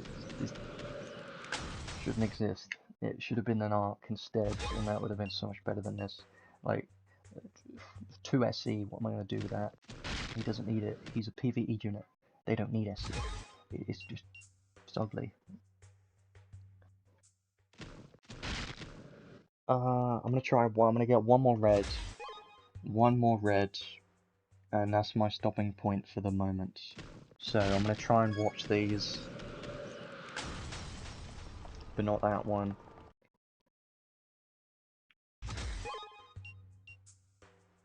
One more red. Giving you a chance, game, to show up the UR arc, but I don't think it's gonna happen today, is it? No. Definitely not. But I ain't that fussed. Just had to give it a shot. A blue. Nothing there. One more red, come on. Just one more. I don't care what it is.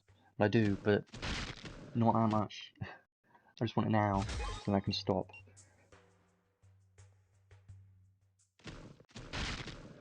Why? Blue is terrible.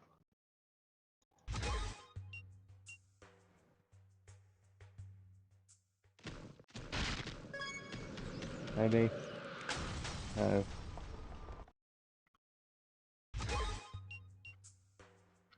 Come on, one, just one. One more. One. No. I mean, I'll watch it this time, but...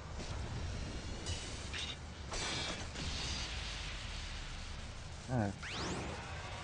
No.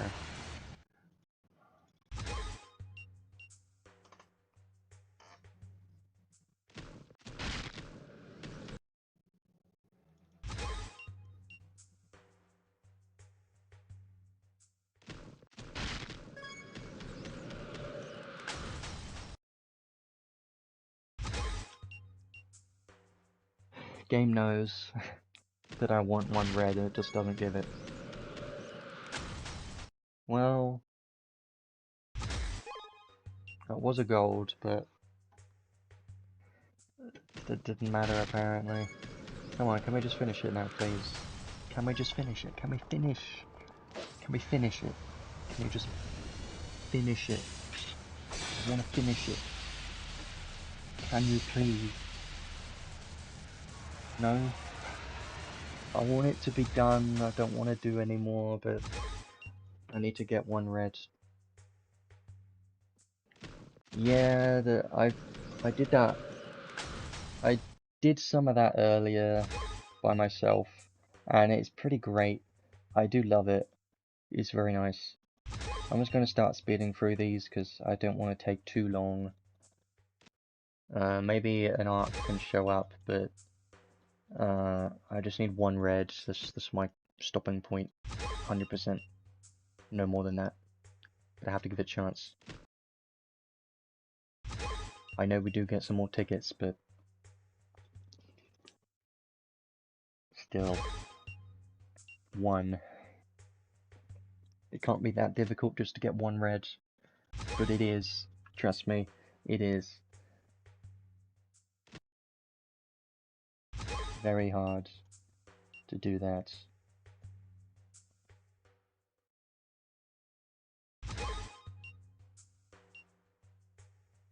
Yeah, the event's pretty nice. It doesn't give like a whole bunch.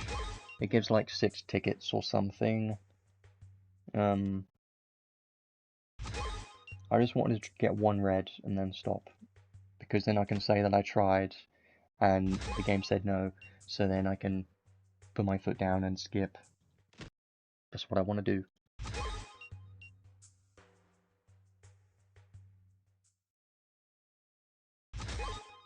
It's terrible. Okay, there you go, I'm done. I'm not doing anymore. That's just what I wanted to see. I know. I'm stopping. I'm not doing anymore. Okay.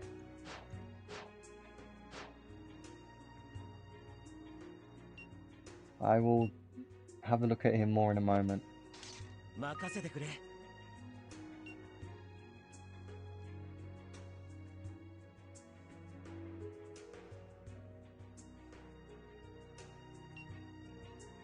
Don't have any of those. Yeah, 106. I'm just gonna get this prism. I think, maybe. And then... yeah. And then... start saving again. My plan. Here we go. I'm always tempted to do more single pulls, try and get an arc, but not doing that today. Okay, so still a couple things that I want to do. Number one being insight feature. Let's go to Steam first. Insight. I want to talk about that in a moment, and showcase Adel in a moment soon as well. I should probably do that first. Try him out because I haven't fully tried him in game yet, so that'll be fun.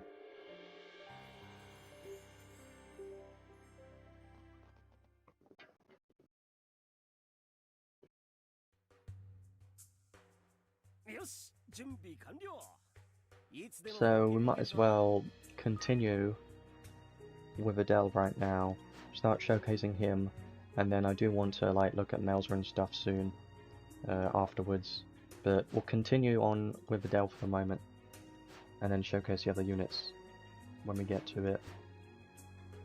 I don't really need this team, I don't use it.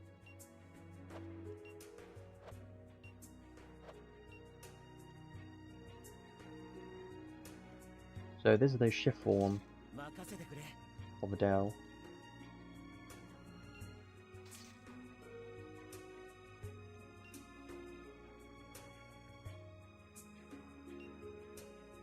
You can see a difference.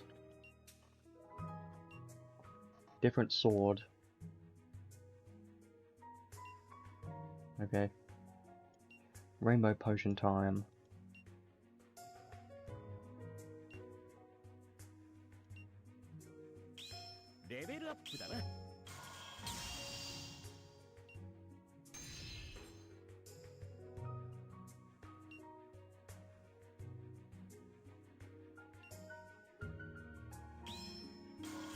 Hey, wait a moment.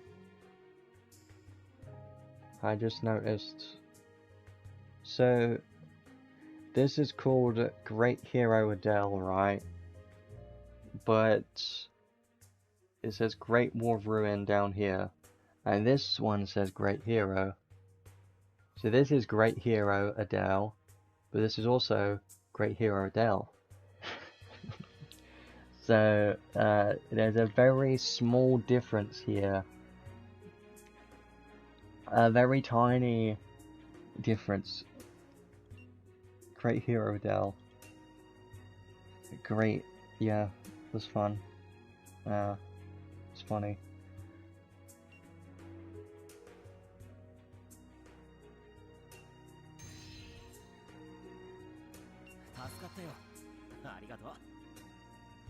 I know, but I have to point it out. Great War Ruin. There's a lot of great going on. It's funny. Hey, wait a minute. I have to see this. Profile. Difference. Shift. Shift of Great Hero. Oh, that's funny. Shift is Great Hero. Job is a hero. And then we go over to the actual Great Hero. And it says Great War of Ruin. I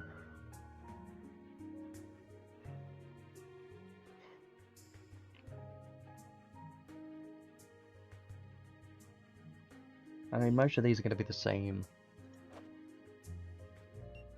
But anyways, let's have a look at equipment and stuff now then, shall we? So I've got all of his current skills up to 5th Enhance unlocked. As you know, he is a single-wield sword user because of his trait and everything requires you to use a sword. So you are kind of locked to using a sword on this guy, but that's kind of easy because we have a lot of swords in this game. So you shouldn't struggle finding a sword because we have so many, but there is a few things that I want to mention. So let's have a look at every sword option first of all. So obviously the best thing you should probably look for is something that gives physical damage, like anything like this gives physical and special damage, and special ignores resistance is actually pretty good. Anything like that gives physical damage. It's going to be great for him. Muramasa is probably the one I'm going to run. I'll tell you why. So I know we've got swords like this, Kagutsuchi, but there's a problem with this. As you know, his skills hit multiple elements, right? Kind of like Telestio. His skills have fire and light. So if you're using a fire or a light sword, I don't think it's going to do very good, because this one gives fire physical damage, and that's only going to apply to his fire hits. And if it works exactly the same as Telestio, which it should, having like half the hits being fire and the other half being light, then this damage is only going to apply to half of the hits. So yes, it's not going to be as good as Muramasa because it's only applying to, you know, the fire hits. So I wouldn't recommend to use something like this, even though it's very good. Muramasa is going to be better overall, just because it's more, you know, consistent for his kit. Definitely more consistent to run this. Even though it's non-attribute swords, it's still going to be better than Kagutsuchi. And you've also got other swords like this one giving light physical damage. Again, it's the same thing. It's only going to apply to your light hits and not your fire hits. So for that reason, I wouldn't run it.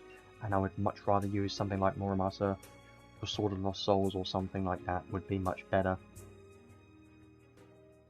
This again, boosts fire damage. You don't want any of that.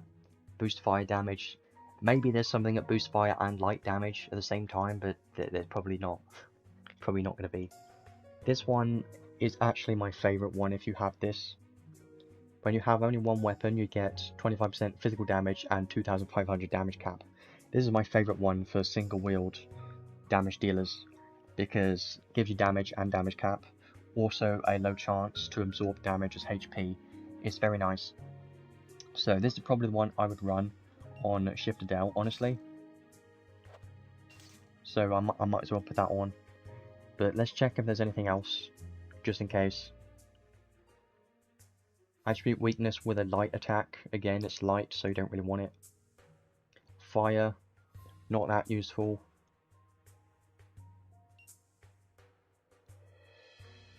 Critical, that's only critical though.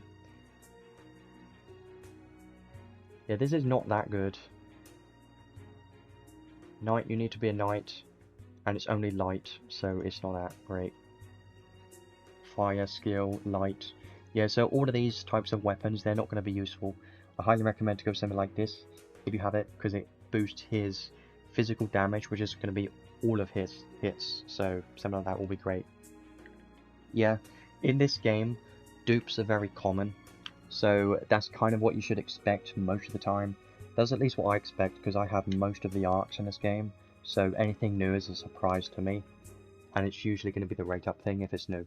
But for newer players, obviously you're missing everything, so newer players are going to see new stuff all the time, but once you start getting everything, new things start popping up a hell of a lot less. It does start feeling terrible at some point, but I'm used to that at this point.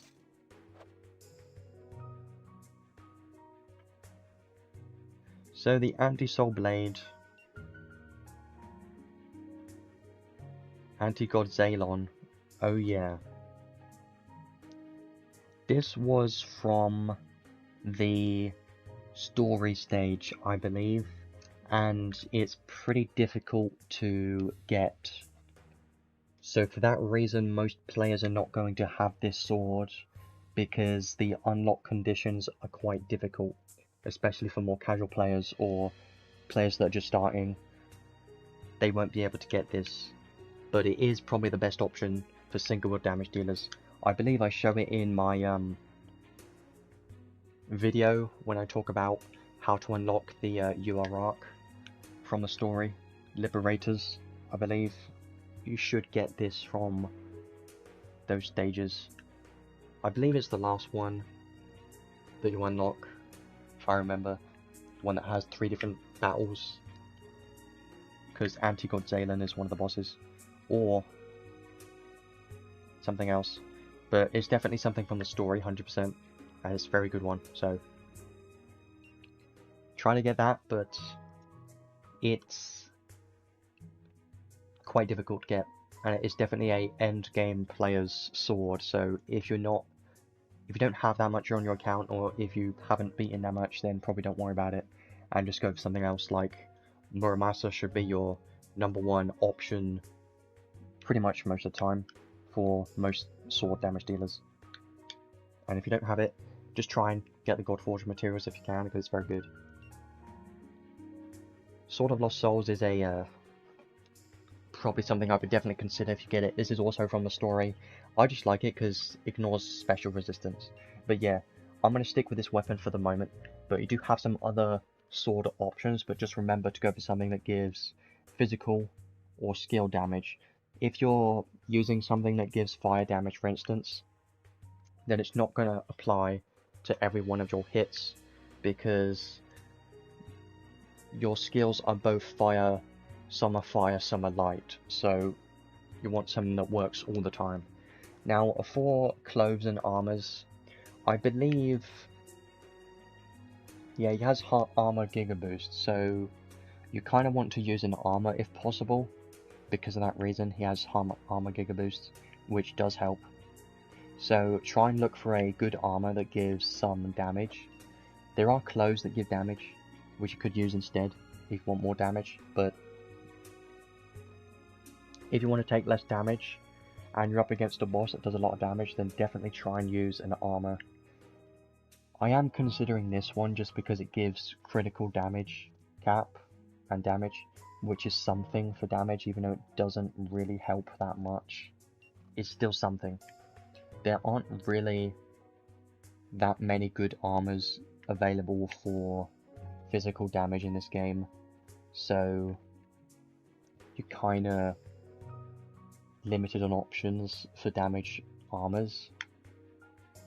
So for that reason, probably just go for something that might give you some type of damage increase, or a bunch of strength maybe, because I don't really see many things here. So I'm probably going to run this. Same thing I was using on Arngrim apparently. Same 2 things. Also, these give health as well, which does synergize with him because of his trait 1 gives him more health, and that will, you know, more health the better, because HP ups, they do scale off of, you know, health from your weapons and stuff. So the more health you have from equipments, the better, really, because then HP up max is going to give even more health if you have extra health from your equipments. So I'm going to run this for the moment. I think this is fine for now. Just try and use an armor, But if you want even more damage, you could use cloves, but you've got to remember, if you're using cloves, then you're not going to get the damage mitigation from the armor boost skills. And I believe there is another armor boost Sigma Enhance skill as well, so you might want to try and use an armor. But you could use something like this because it gives skill attack damage. For more damage, sure, maybe, but I'm going to just run this for the moment. Now, accessories, I'm trying to think. It's a bit more difficult because obviously he's got fire and light, so for that reason it's harder to focus on one element because you need to boost both of his elements at the same time. So certain accessories that would boost light physical damage, for instance, won't be as beneficial for this unit. So for that reason, more generic accessories like Mithril Relief, this one is going to be very nice on him, and it even gives some movement speed, so I would recommend that. I think this one's pretty nice, so I'm just going to put it on right now. But there are some other options, like some other collab accessories and stuff that I have down the bottom that I think would be very nice as well. But Equilibrium Sphere, I don't really recommend because it's only light physical damage for him, which isn't all of his hits, so try and look for something else that applies damage to all of his physical damage or skills or something. This one's nice. Damage to bosses, boost movement speed, anything like that is what you're looking for, really. Physical light damage, no. There should be some other things. Skill damage to non-bosses, no, that doesn't really synergize at all. It's like the opposite of what you want.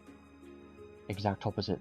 This one's great because if you know, which you should, he has Boss Slayer, so the anti-type damage 15% will apply to him against bosses all the time. So this will be a pretty nice one. 15% more damage against bosses all the time, pretty much what this means for this one. But let's have a look at some other things, because I know there's some more down here. Skill attack damage, yeah, just a great one in general. Always love that one. This one's good if you're up against a divinity boss, like a god type boss. He's going to be amazing with this, for sure. It's going to be very nice. Spring, I do love a spring. This one's a very nice one, I like this one. Gives you skill damage, even gives you some health and strength, so I'm considering that. More skill damage, more HP and strength, a good one too. This one, of course, is going to be great. Skill damage and damage cap, some strength. I would recommend any of these down here. These are all pretty great because they're more generic accessories which give you skill damage, which will apply to every one of his hits. So for that reason, I think I'll just go with the spring for the moment, maybe. Or actually just the bracelet because it's more consistent. I mean, it doesn't really matter. I'll just go spring. Every one of these gives health, so I do like this. Health and strength, all of them do that. So I'm going to use this build for the moment. Not a perfect build really, but it does seem like this should be pretty strong. Focusing on damage, obviously, most of all, but some health, a lot of strength, some damage mitigation, seems nice. So, what's his stats look like right now? Pretty good, not bad. Could have been higher, but he doesn't have that many skills that increase his stats compared to Diaz, for instance. He has a hell of a lot of strength. Let's awaken him now as much as we can. See what his stats go up to, and then I do want to showcase him after that.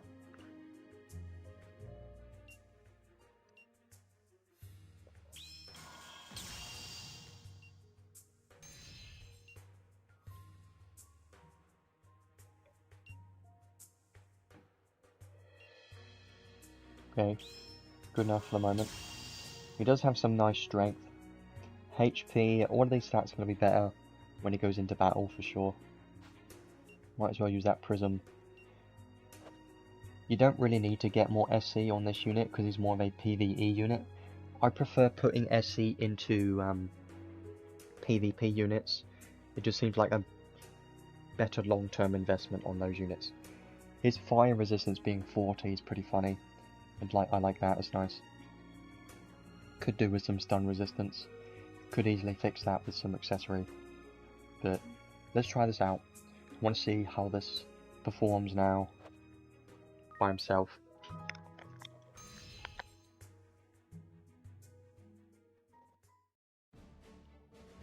Let's see. Go on the stage like always. Yeah, there's this button down here, set sub arc, and you can just press the auto set feature, and it allows you to automatically teach skills, which is pretty great. I love it. It's my favourite feature now. It's great. Let's try him out in the stage that we always do.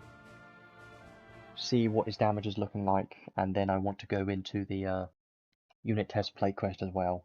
And then after that, once I've showcased Adel a bit, I do want to talk more about the insight feature, and I will try and have a look at Melza most of all, but also Shin.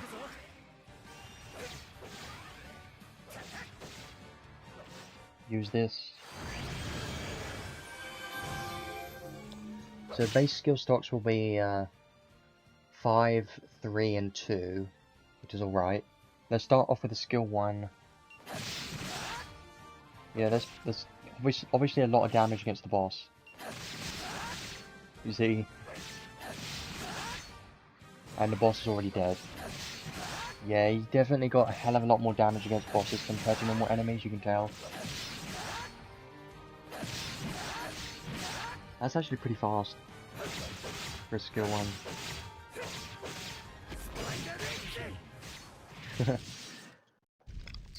Well, I barely got a chance to use anything there, because everything just died too quickly. Spamming the skill 1 is going to be so good. Let's do that again. He's definitely going to do well with, like, Purple Orb. Increases skill stocks because of his Sixth Enhance skill that restores the SCT on a boss wave, which I currently don't have yet. Let's try skill 2 out. The boss does have a light weakness, which makes sense why Adel's hitting so hard right now. Let's use skill 2. See, he's hitting incredible numbers already, like, look at that damage. And he isn't even fully built yet, and he's only level 100. It's pretty damn strong. But gotta remember, these enemies are weak, and he's got a light weakness, and Adel has Boss Slayer, so yeah, it's going to do a lot of damage. The skill 3 looks pretty cool. If you notice though, it's just pretty damn slow. Last 4 hits.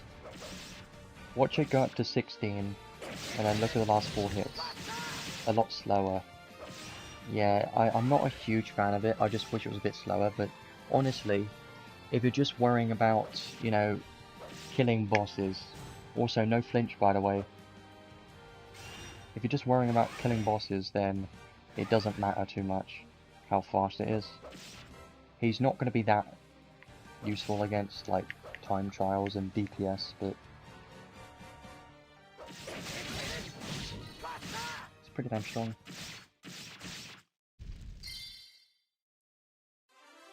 Okay. That was just him by himself, without, you know, much help. It is pretty good. Level 100. Let's do this one more time, and then I'll go into the unit test play quest to do some more testing there.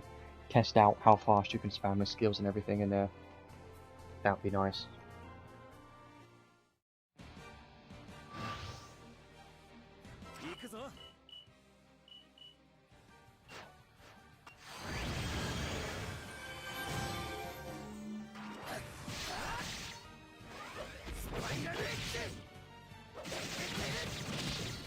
That does a hell of a lot of damage. That S3 just instantly killed that boss, which is pretty nice.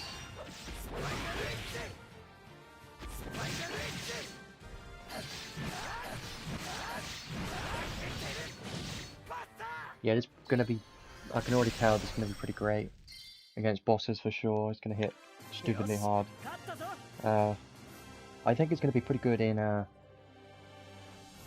Tower of Trials.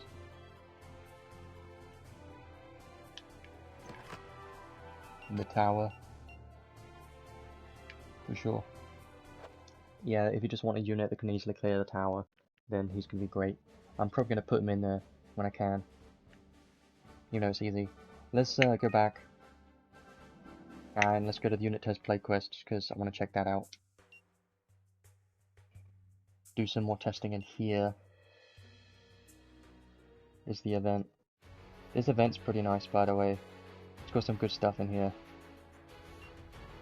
Look at this. Bunch of materials and stuff in here is pretty great. You can get rainbow potions if you're lucky.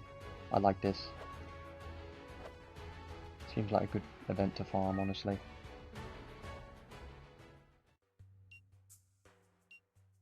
So you've got the normal unit test play quest, and then you've got the insight play quest. We'll do that afterwards, but let's do this first. So, obviously they've got his paid and stuff.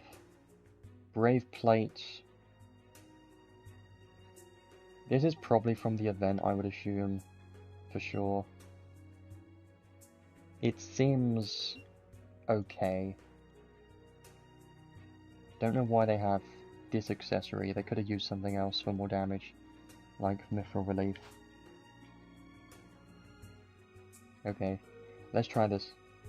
Obviously they're using the UR arc, which I still don't have, which is going to bother me, but I'm not going to worry about it.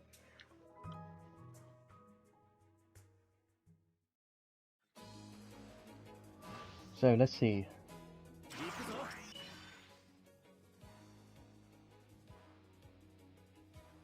Let's try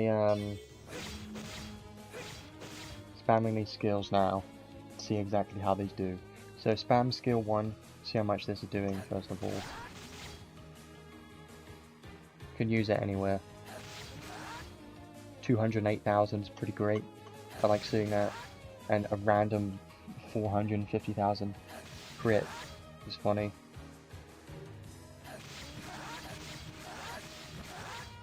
Pretty good. This is only a skill 1. I mean, it could be faster, but it's not bad for a skill 1.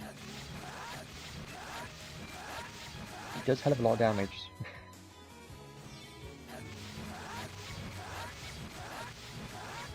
Yeah, I like that. Skill 2. A lot of damage. Yeah, skill 2 is not bad. Skill 2 is not bad. He's already dead. I didn't get much chance to do any testing here because he died too quickly, but skill 2 is not bad. Skill 1 and skill 2 are probably going to be the ones that I see using most. But the skill 3, I probably would only use the skill 3 for the close the gap effect on it, if you really need to. Let's do this again a few more times. Try and focus on his skill 2 and then skill 3, I think. It'll be fun. So the range on this skill 2, by the way, is okay. The range is alright. Like, it's got a little bit of a lunge, so in any direction, it's not bad. That was pretty good range. Damn, he used it from there somehow. Cool.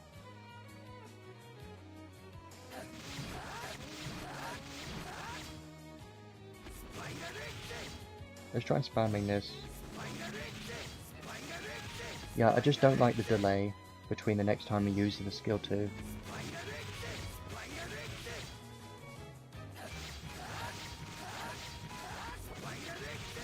Yeah, I still see his skill 1 being the better one out of these two, but let's try the skill 3 next. And then I do want to have a look at his special, because special looks like it's going to be pretty fun as well.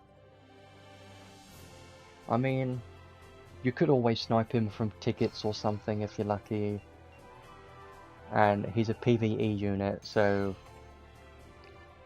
if you really need him, then maybe try, but not worth pitying for sure. Skill 3 time. I really don't like the final hits, it's just way too slow. If I try to spam this, for instance, I mean, it's alright. No, it's not the worst thing in the world.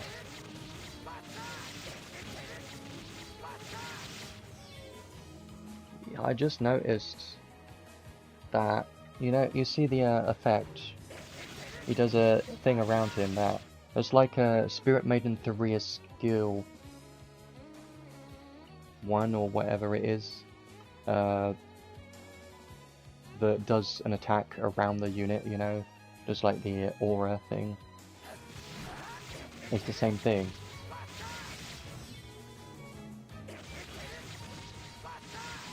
Yeah, that attack around the unit, I see, is probably just the same visual effect, which is interesting to me.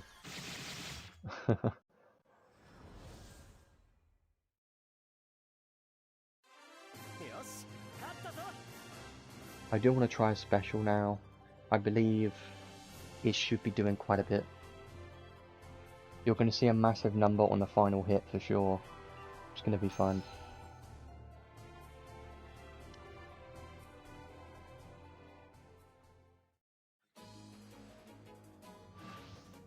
Let's just use it now.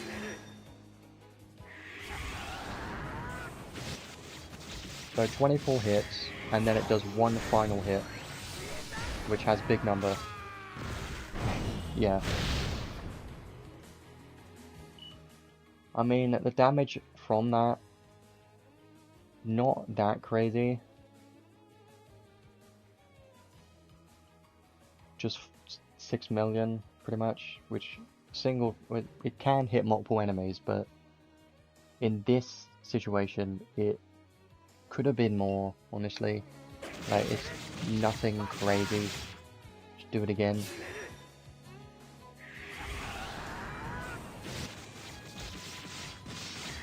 Big numbers. 2.15 million. If it could crit, that would be fun. Because it can crit.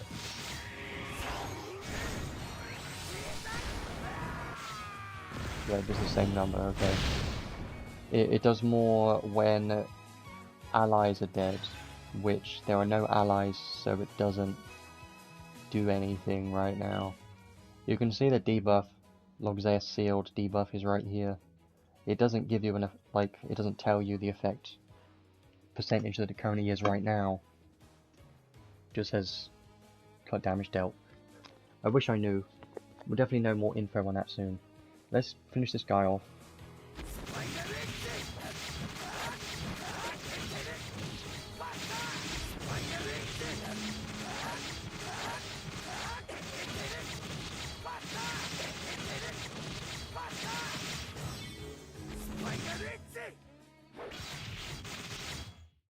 Yeah, the skills are not bad, they're just not super fast, but don't really need to worry about too much considering his main role is going to be a boss damage killer. He is not going to be that useful for time trials and stuff like that. Competitive events for beating things fast, he's not going to do that well probably, but also depends on the content of the boss, like some stages he might work in there.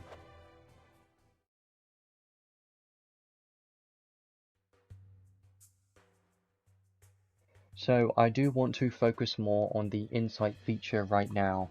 So as you know, insight feature was added and there are 2 new units with the insight feature. I want to go a bit more in depth on Melza first of all, and then we'll do the unit test play quest and stuff. But I'm going to take some time right now to kind of explain kind of how it works. I could just go back to the news now. I'm going to bring up some pictures of what I have currently. So let's start this off with Melza's insight kit. So just show some things. White Knight Melza. Here is the difference with her insight. So the green text is exactly what she's getting improved in her insight. So medium area light combo attack is being improved to a medium area attack, so it has more of an area to it. And skill 2 is now a close the gap skill. Skill 3 is now a wide area, and her special does an attack to one enemy now, which I believe it didn't do that before, but light combo attack to one enemy. So pretty simple to start off with, right?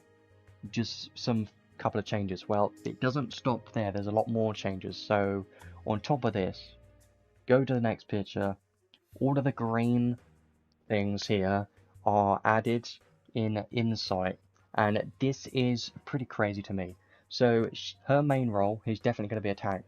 First of all, you've got all of her base skills, which is all the ones in white are the skills she already has, and then the ones in green are the one that's going to be added on top with insight. So all of these potential skills can be added on her kit, which is crazy. And you can also remember that you can obviously teach her skills and other stuff on top of this. So Auto Grand Brave, Auto Grand Fort. Grand Fort is going to be a very nice one. Resolve up max. Heroism up 3. Divinity Shield. Take less damage from Divinity type enemies would be great. Favored Sword. Sure. Armor Giga Boost. That's nice. Light Attack raise 4. Indomitable Spirit. Night Zone 2. EX Guard. Some guard skills in there. Phalanx. Adamantium. Maglion Shield, Awaken 2, Guard Bash, Knight's Mindset 2, Sword. So you have a lot of new skills here, and a lot of them are more tank focused skills, so I think she could be decent as a tank potentially. As a damage dealer she's not as good, but as a tank she could work. If you look at her 6-star enhancement skills, you can see this is what she had already, but I'm just pointing this out because she has take less physical damage and take less damage taken in 6th enhanced as well. So that on top of all of these insight skills that are new sounds like it could be pretty strong. But there's also more than this. So go on to the next image, and all of these are getting added to her insight as well. So first of all, the unlock insight and enhanced skill the unit has, that is just like from the first image. So if you go to the first image, that's just improving all of these, right? And then the second one gives you a lot of damage cap. 40,000 when you have one weapon, sure. Special damage 100%, hell of a lot. Special damage cap 100,000, pretty crazy too. And then we get on to some very good stuff. These two are my favourite ones, honestly. Nullify defense piercing effects, very nice for tanks. And nullify attribute ignore / cut effects. This will be effects like Trishula and, you know, Diablos and stuff that can have a chance to cut your attribute resistance or ignore it. So that is nice to completely nullify those effects. Here's one that I think is pretty damn interesting. While the unit is alive, physical / magic attack damage taken minus 25% for all allies. So this is everyone in your team is going to take 25% less damage from physical and magic attacks. This is pretty crazy, and I think this could be pretty nice. Could be pretty damn useful for places like PvP. So as a tank, she is looking pretty good so far. And at the bottom there, you've got enemy attention drawn +1, which does help a hell of a lot for a tank. And then we got one more image here, which adds even more stuff on top.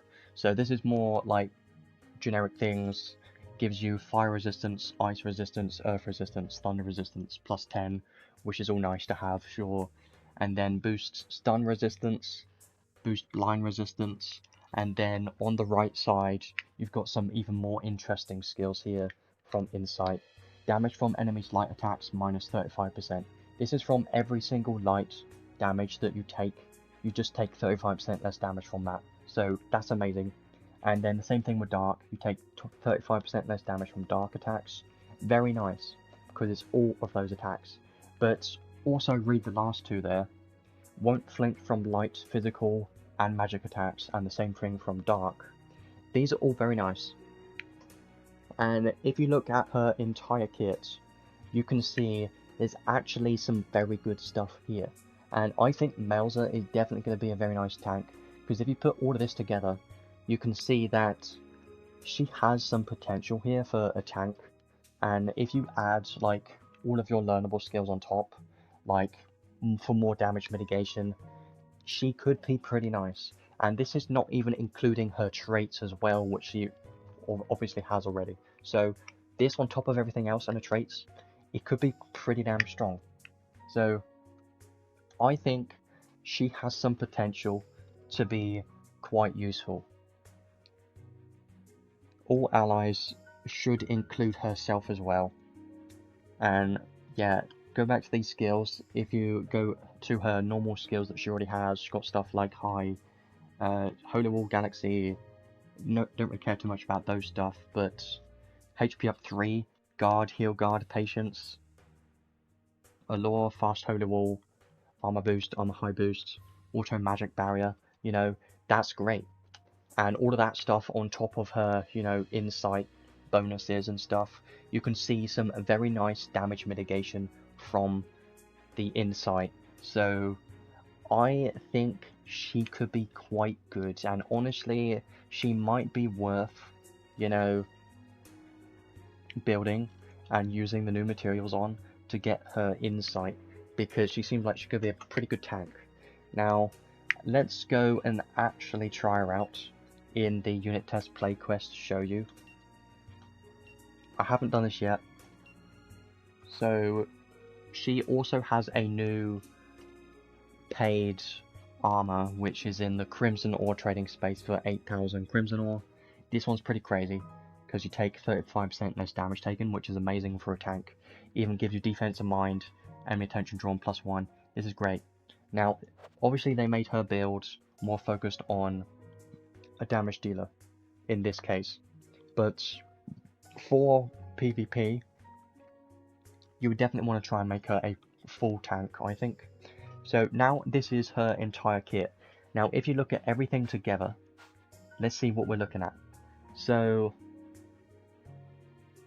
EX Guard, damage taken during guard, you take less damage during guard. When HP drops to 50% or lower, guard rate is increased. Guard Bash, chance to deal damage to nearby enemies and make most enemies flinch. This is not learnable, I believe, so this is very nice to have in a unit's kit. Divinity Shield, gonna be very good. I like this. Night Zone 2 is +2 more enemy attention drawn on top of what she already has. Is pretty crazy. I do like that. And you take less frontal physical damage taken. Awesome. Autogram 4, of course. Magic Barrier, Fast Holy Wall, Patience. Awaken 2. You can put on Awaken 1 as well. So then you can have Awaken 1 and 2. On a unit like this, could be pretty nice. Maglion Shield. I'm wondering if she'll be able to tank like a Telestio. She should. She looks pretty tanky. Like, if you're looking at everything in her kit, this seems all pretty great. More defense, even more defense, take less damage, anti-type damage taken, -20%, and you take less critical damage taken as well. When taking lethal damage, survives once per wave, awesome, reduce faint time, more defense in mind based on how low your HP is, love it, and obviously the physical damage mitigation skills, and these are all of the insight skills on top. So now you're looking at a really good kit, right? Resist flinch, all allies take less damage, you know, all this stuff is great. Love all this. All the resistance skills, more attention, love it. You don't really need the movement speed, honestly. And yeah, these all look great. I love this. And there is some potential here for a good tank, honestly. And now, look at the stats. 3,700 defense, it's pretty good. The attribute resistances look pretty great as well. With her current equipment, she could have even higher resistances than this currently. Like, you put on some accessories which also give resistances, and now you're looking at some pretty crazy resistances. So that's pretty great. Also, her ailment's pretty good. Nil to illness, love that. Nil to stun as well. These are all great. She could do with some more health, honestly. Also, her traits are going to be on top as well. But I have one question. Why does she have concentration, but she can't faint? Yeah, some of the kits for these are a bit dodgy. Like, they could have been better, honestly. Because unable to faint, like, some skills kind of, you know, are useless in this case. Stun, curse, illness resistance +1. When near death, defense and mind 75%. This does help for being a tank. 75% more defense and mind. I know these traits aren't anything crazy, but she is a super old unit, many years old at this point, and this kit does look kind of impressive from, you know, for a old unit, this looks pretty good. Yeah. Revisions in the past, this just seems impressive. So now let's actually go into battle and try her out. So, got to remember her main role is going to be a tank. She can do some damage as well, but I just want to show you how her damage is looking like in here, just for why not.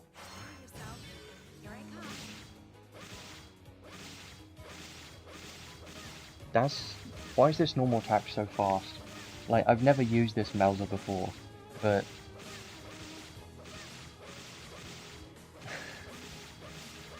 it's funny.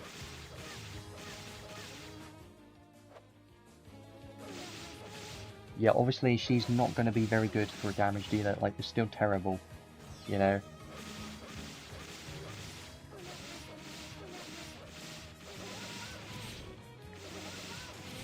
Yeah, still not going to be very good, but 21, 20.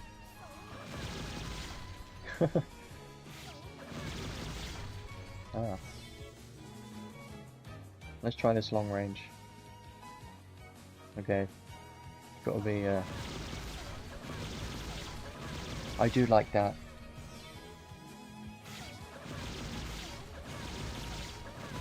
Yeah, I'm sure it does. I'm sure... Yes, it does look pretty big. Let's have a look at this.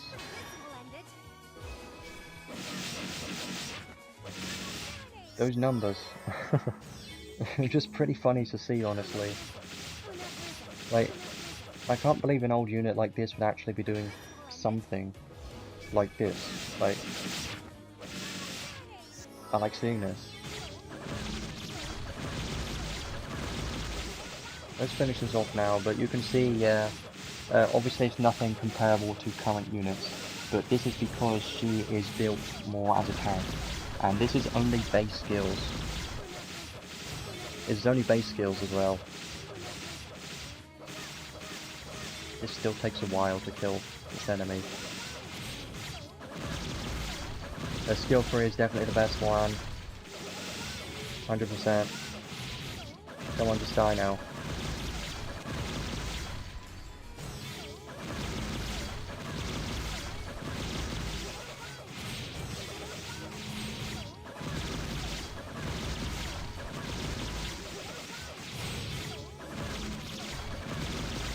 So that wasn't really the best showcase, but you can see, yes, it's an improvement.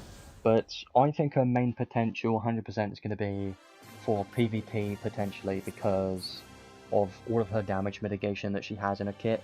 It should be enough to be able to tank in places like Arena. And if it does, then I'm going to be pretty impressed. Because if she ends up being like a very solid tank, then it's pretty impressive that they can just make an old unit this good, you know? Like, I think it's pretty crazy.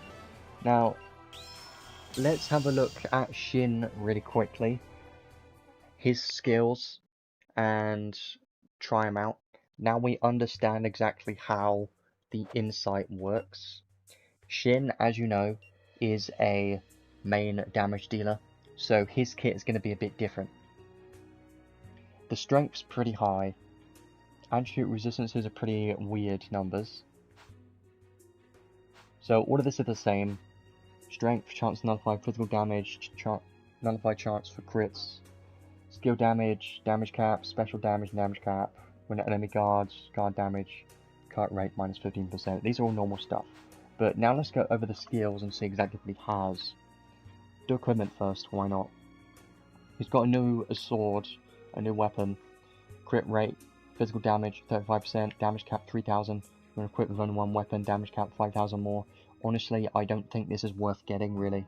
It's just too expensive. 8000 Crimson Ore. But if you really like Shin, then maybe get it, but that's up to you. I just don't think it's worth it. I think Melza's armor is way better. So now, what is this kit looking like? A bunch of attack, obviously, a bunch of crit as well. He has like every single crit up here.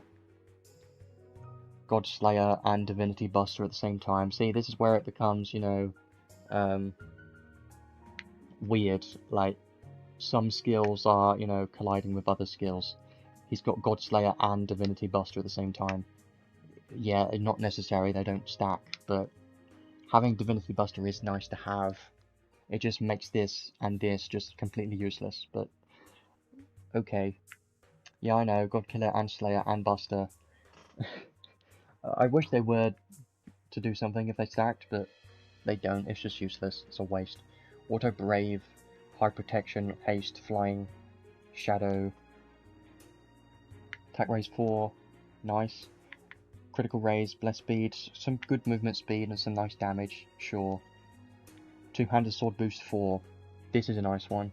Damage and damage caps, great. Sword Giga Boost, all of these sword boost skills.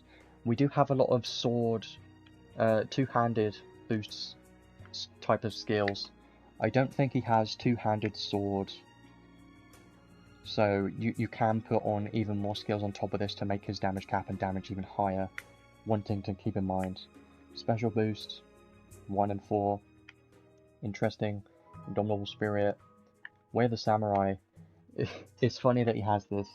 Sword and Cloves equipped, sword strength 100%, cloves, defense and mind 50%, skill damage cap 15,000. Wasn't this on Shift Megius? And now Shin has it? It's just kind of funny. It's pretty good though.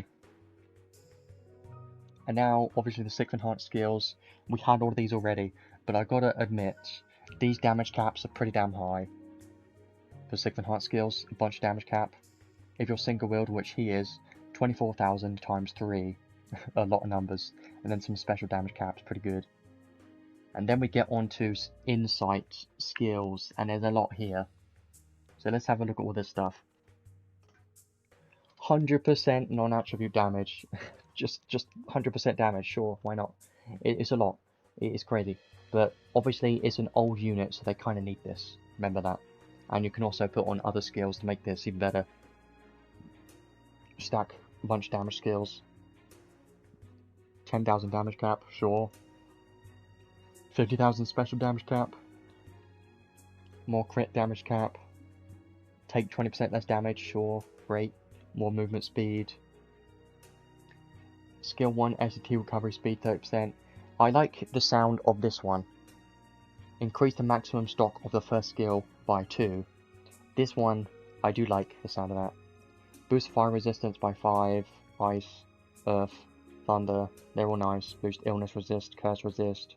And then chance for special deal crit.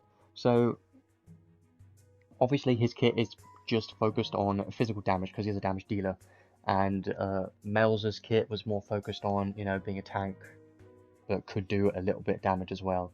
But I'm quite interested to see exactly how he's going to perform now. So let's try him out. And I think you're going to be quite impressed with what you'll see from this. I haven't tried it myself, but I believe this should be pretty good.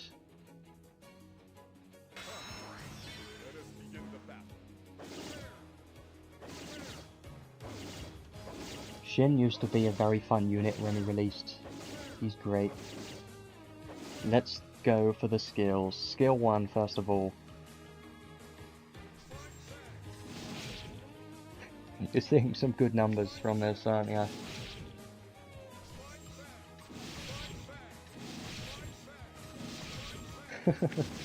Oh, that's crazy.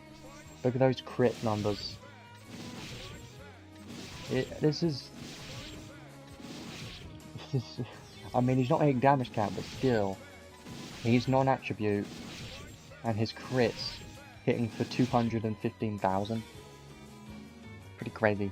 Skill 2. Not as crazy, because his skill 1 does has extra damage cap. It's got extra 30,000 damage cap. Skill 2 launches enemies into the air.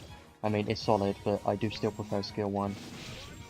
Even though it's very slow, it's very slow, but damage cap on it, very nice. Skill 3 should be nice, right? Huh. 185,000 crit. Actually hitting good numbers. Now, I'm gonna press the special button. Let's see what this looks like. Damn.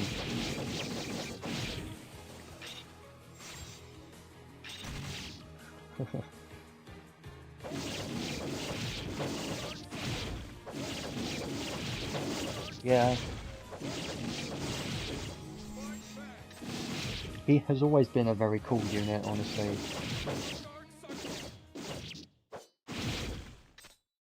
Yeah, once he hits damage cap and you put even more damage cap on top, he's gonna be pretty good. Now, I just want to point something out here. The fact that he's gonna be better than units like Virgil. Yeah. Oh no. It's pretty funny. It's crazy. You could also dual wield him if you really wanted to. That could work. But he does have some skills that are, you know, single wield skills. But yeah, if you want to look at their insight kit, then just go into this unit test play quest right here. Go into it and just look at the skills that they have equipped. And then you can decide if you really want to build them or not. Honestly, I'm more excited about Melza because she has potential to be pretty useful for like PvP. Maybe. Especially to get her armor. It could be good enough to make her tanky enough to be useful. So this could be pretty solid. I am considering getting Melza, but I think what I'm going to be doing for the moment is definitely saving materials just in case there's anything better coming around. And also, it takes a hell of a lot of materials to get these units built up with every single insight skill. And for like Shin, for instance, he can easily skip skills like boost resist. Like, you don't need it, and you could just easily just not learn these, and then it require even less materials and things like take less damage. Some stuff you may not need if you just want to focus on damage and damage cap, then do that, sure. And then you should be able to build him quite quickly. So this is pretty fun, and it's actually surprising how good these units can be. And if you really like these units, then now you have the chance to use them again, and they're actually viable and usable now. So I do really like the insight feature, and I think once it's on even more units in the future, it is going to be a very fun feature to build the older units that are currently not useful, but they will become useful with this insight feature. So there are maybe some older mages or older tanks that could come back into the meta with this insight feature, and Adis has the power to do that now. And I think that is quite exciting to think about, because it makes your, your current units, your older units that you don't use anymore, makes them more viable, and I just think it's just a very good feature in general, so I like it. It's gonna be very fun. The only bad thing about it is it's gonna take a hell of a long time to fully build all of those units, and you're not gonna have enough materials to build every single unit in the game and complete their insight board. It's just gonna take way too long to do that, so I highly recommend to focus on one unit at a time and go for one that you know for sure that you're going to use, or one that you know you like a lot, and I'll leave that up to you, but just keep in the back of your mind that there is a chance that some of these units can end up being meta units again because of the insight feature. So that's why I'm going to be saving materials just for the moment, just in case there's a random tank or a mage or something that comes back being very strong because of insight. One thing they could do is they could give older units like these, let's go to a mage for instance, like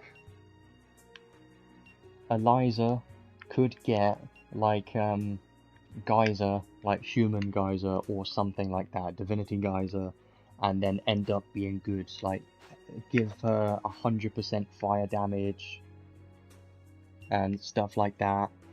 They could do stuff like that and make them more viable. And then older units down here, like there are some collab units that are very old. Like, what if they gave Amelia, like, human Geyser? That would be hilarious. They have the power to do that at some point, maybe. Because I don't know if they're going to do it for collab units, but I'm hoping so in the future. But the first collab units to get the insight feature would have to be like Randy and stuff, but that's if they are even going to cover collab units. We don't know yet. But there is a list of other units that are going to be getting this insight feature. One of them is including Zoglas. And Zoglas was a meta PvP unit when it released. I never had him when it came out though. He could be a solid tank, so maybe save materials just in case he's good, because his insight skills might be quite strong. We don't know yet. Gonna have to wait and see, but he does have some potential. And then there's some other ones like Celios, and Varn is getting insight as well, so if you like any of those, then save for those if you want. Celios used to be the best damage dealer when he released. He was fun. That's a maybe. But yeah, there's more units coming. I'm gonna leave it there for the insight feature. I think it's pretty fun, and I like it. I like it a lot. It's definitely gonna be a nice feature to have in this game. Just need to build up the materials. It's gonna take a long time though. If I look in the event, there is this medal here. Make sure to get this medal. Try and get as many medals as possible. Might as well take this time to have a look at the trading space then, because you can use those medals. You can use those medals on, go to permanent. There are some new things here. Adventure medal trading space. So there are some equipment in here, which are very nice, and SSR arks and materials and stuff. But honestly, just get all the equipments, because these are actually pretty good. When equipped with only one weapon, skill damage 20%. When skill and special attacking, enemy defense minus 15% and deal damage. It's pretty solid. It's okay. But it gets even better than that.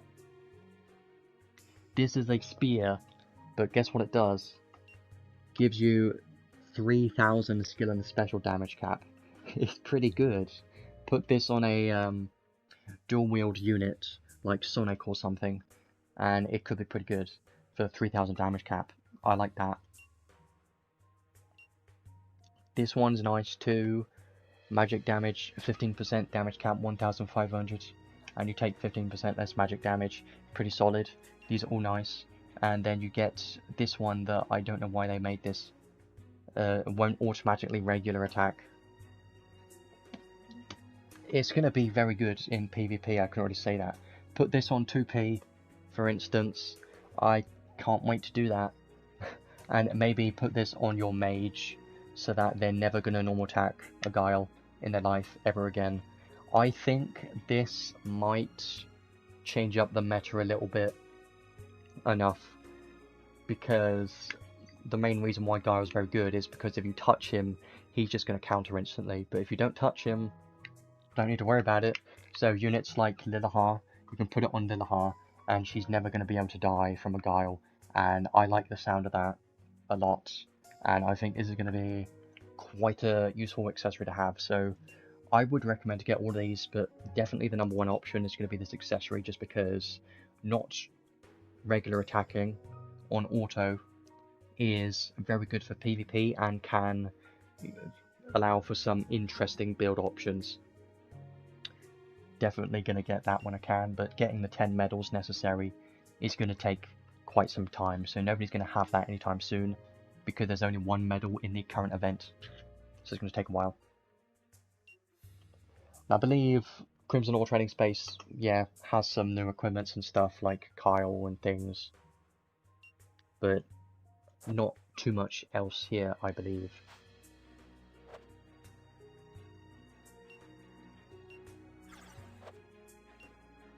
So I think that's everything I wanted to talk about for the moment. We've almost reached 3 hours, which is pretty crazy.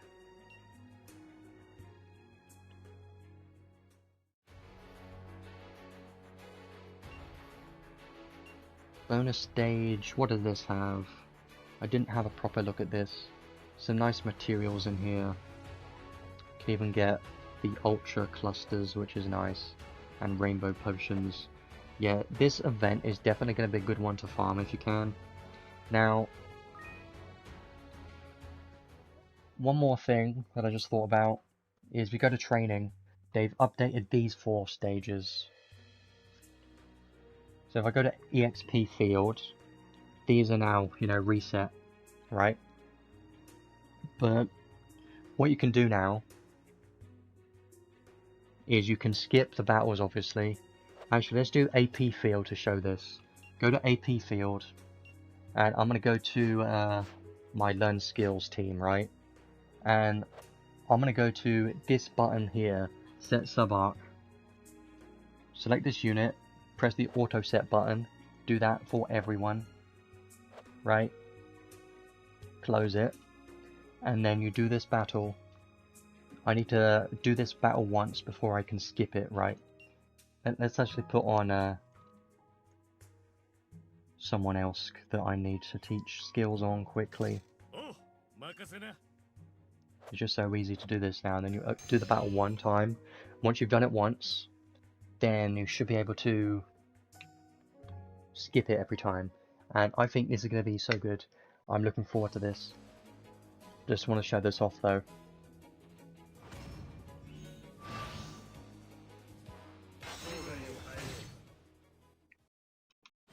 Calistio's so crazy.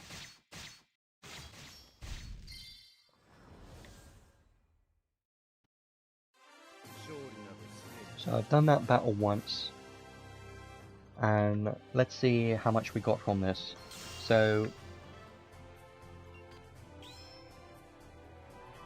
this screen right here, I used 1 energy, 1 orb, right? And it taught every single one of these skills to every one of these units. So it taught Lily Matter, Great War Ruin, 1, 2, 3, 4, 5 arcs for every unit for 1 orb. I love this. Like, this has to be my favorite thing right now. Like, you can just press on the screen and it'll skip it, right? You don't have to watch it. But every one of these arcs went to 6 out of 6 in just 1 battle with 1 orb, right? For all 3 units, 5 arcs. It's so much faster, like incredibly faster. Now, this is going to get even faster when I show you this, right? So let's do this again, right? But instead, I'm going to use the skip button. So auto set, skip battle is checked, and then you start, use 1 orb, and see how much we get from this now. It's going to skip to the end screen, and we've got everything taught from one of these skills, these arcs. So this is just so quick and so easy to teach every skill you need to on all of your units, and I love this. It's very cheap because it doesn't cost that many orbs, and it's so quick, and you can see it's just teaching everything. So this is definitely my favorite feature, and I'll do this one more time, and then I'm definitely going to be doing this in my own time a hell of a lot.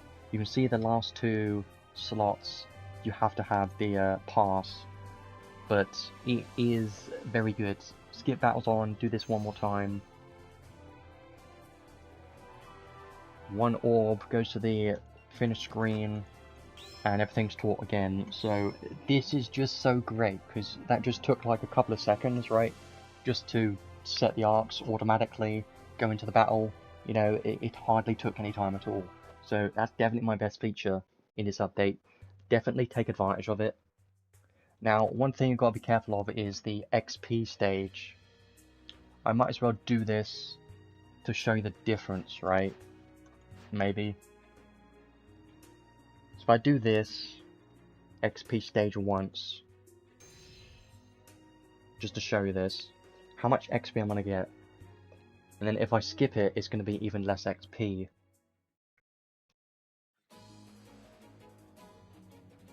Yeah, coming with auto set is just so much. It's great. I love it because it just saves so much time, and everyone loves saving time. Saving time is everyone's favorite thing, and that's probably why Telestio is going to be great, because press 1 button, saves time, kill everything. You know, anything to save time. In this game, in any gacha game, people love saving time, and people are willing to spend money just to save time. So I got 247,000 XP from that. 742 there, right? And now I just want to see the XP difference if I were to do that again, but skip it this time. Just to show you what to not do, right? So skip battles on, same thing, same stage. Do this once. You get less XP here, you see. And these units get like half the amount of XP. So, yes, you could skip the battle and get it done really quickly. But I just think it's still much better to do the battle, because it's twice as effective if you have the, you know, Seraphiric Gate arc, or a support, a friend that can give you 100% more XP boost, like Granidus or the Ark. Then you're much better off doing the stage. But obviously, if you were to use multiple orbs, then yes, it will become a lot quicker. You can just skip it, use multiple orbs like this. But I'm not going to be doing that, because it's much more efficient if you don't skip it, because this won't apply, and you're getting pretty much double the amount of XP if you don't skip it. So XP fields still not going to skip, but stuff like AP fields, definitely going to be skipping this and getting this done as quick as possible. And you can use this to teach as many skills as you want for every single one of your units. So you can use this time to use your orb recoveries and stuff to, you know, start building up your account fully. Yeah, I did skip the EXP field and eat half the amount of XP. I just don't think it's worth it doing that. Also, I think it's the same thing with the Zell gate. I believe you're not going to get any bonus Zell if you're using stuff like skills that give bonus Zell, so you're probably better off to not skip it. But if you just want some quick and easy Zell or XP or something, then yes, you can skip it, but it's just not, you're not going to get the most out of it by skipping it. But the AP field, there's no reason not to skip it. You just do it once and boom, it's very quick. So I do like this change, it's very nice. And the fact that these stages are here permanently and give a lot of XP and a lot of AP is very good, because then you don't have to worry about the event having these stages in it. So you can just do the stages here for orbs all the time whenever you want, because it's permanent. So I love this change. They should have done this ages ago, honestly, but I'm at least glad that it's here now, because these features does make the game a hell of a lot easier to play, and it makes it so much faster to build units, and people are going to enjoy this so much, and it's going to get more people to want to play, because it feels like their time investment is, you know, a lot better. Like, you can get more out of your time now if you play this game, because of the fact that you can skip battles and stuff. Instead of having to go into the battle every single time, you just skip it, skip it, and have sub-arcs and everything. It definitely one of the better updates. They always do very solid updates in the anniversary, and this one is probably just my favourite one, just because of the sub-arc feature and being able to skip battles. Those two, definitely my favourite thing so far. But the other anniversaries have been very solid as well. It's just the features in this one are more quality of life features that people have been wanting for a long time, just to make the game easy to play. So I love it. Definitely a very nice update. I think I'm going to leave it there for today, because we have been here for like 3 hours, and I believe I've managed to talk about everything that I wanted to for now. So yes, there's a hell of a lot of stuff in this anniversary update, but there's so much good stuff here that it makes me want to play the game more, because it makes me want to build my account because of the current features that we got, like skipping everything. Yeah, 3 hours. Been a long time, but I wanted to make sure that I covered everything, because there's a hell of a lot. But I basically had another 2 units to cover because of the insight feature. I wanted to make sure to cover that, because they're pretty important and pretty fun. So yeah, I'll leave that there. I guess my conclusion for this update very quickly, I love this update mostly because of the skip battle feature and the sub-arc feature. They're just my favourite features at the moment, and it's going to allow you to farm your account, farm stuff so much quicker, and I love it. There should have been a thing ages ago, because a lot of games have skip tickets and stuff like that. Be glad they didn't put skip tickets in this game, and you can skip the battle as many times as you want, because some other games give skip tickets. So yeah, I'm just glad they did it the correct way. And I guess regarding this banner, I wouldn't worry too much about this banner. Yes, it's going to be a decent banner because it has some nice stuff in it, and Adel is going to be very strong for PvE content, especially if you're a newer player or if you're struggling with certain bosses or the story. He's going to be great for you. But if you're like an endgame player or something, he's not going to be as useful, but he's still going to be pretty solid, and the arc is decent, but I don't think it's worth chasing for. That's why I didn't go super hard for it, because I just don't think it's worth doing. I highly recommend to try and save for the moment, just in case the next unit is even better. We don't know yet. And use your tickets first. That's the most important thing. We get some tickets in the event, at least 6 from the event stages soon, and today I believe we do get at least 7 or so, or 9 or something, free, as long as you do the event stages. So get all the tickets first, and then decide if you want to do a couple of pulls, but I don't recommend to pull super hard, just because I don't think it's worth doing. A couple of singles, yes, but that's probably as far as I'll go. Yeah, I talked about that arc. I will be adding the timestamps soon, but it will take me a bit longer just because I had a lot more to talk about in the stream. So have to wait a little bit for that, but that will definitely be today. I'll try and do that soon. Telestio's banner is still available. I'm going to say it now, try and get him if you can.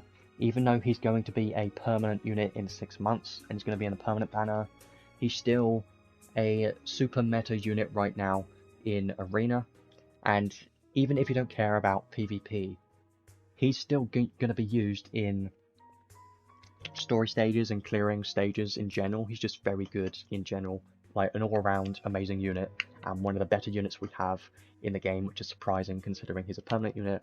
And I would 100% say that Telestio is a unit that's more worth having than Adel.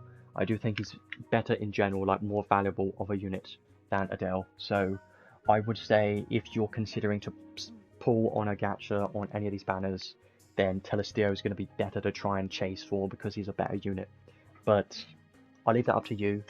Telestio, yeah, he's definitely one of my more favourite units for sure. He's so good, and he's pretty damn strong. I'm going to be getting him to plus 30 very soon. I can do it right now. I was just waiting for until the event ended and everything, just in case I got any dupes, but I didn't. So I'm probably going to start focusing on my accounts, level up everyone, start teaching a bunch of skills, and probably get Telestio to plus 30. I've got a bunch of stuff to do in this update, so I think this is a great update. A lot of stuff to do, and I always like having stuff to do. Telestio's great. If you've checked the tier list already, if you haven't checked it yet, then check it, because Telestio is rated very highly on the tier list. And trust me, he's a great unit. You definitely don't want to miss him if you can. Even though he's a permanent unit, he's so great.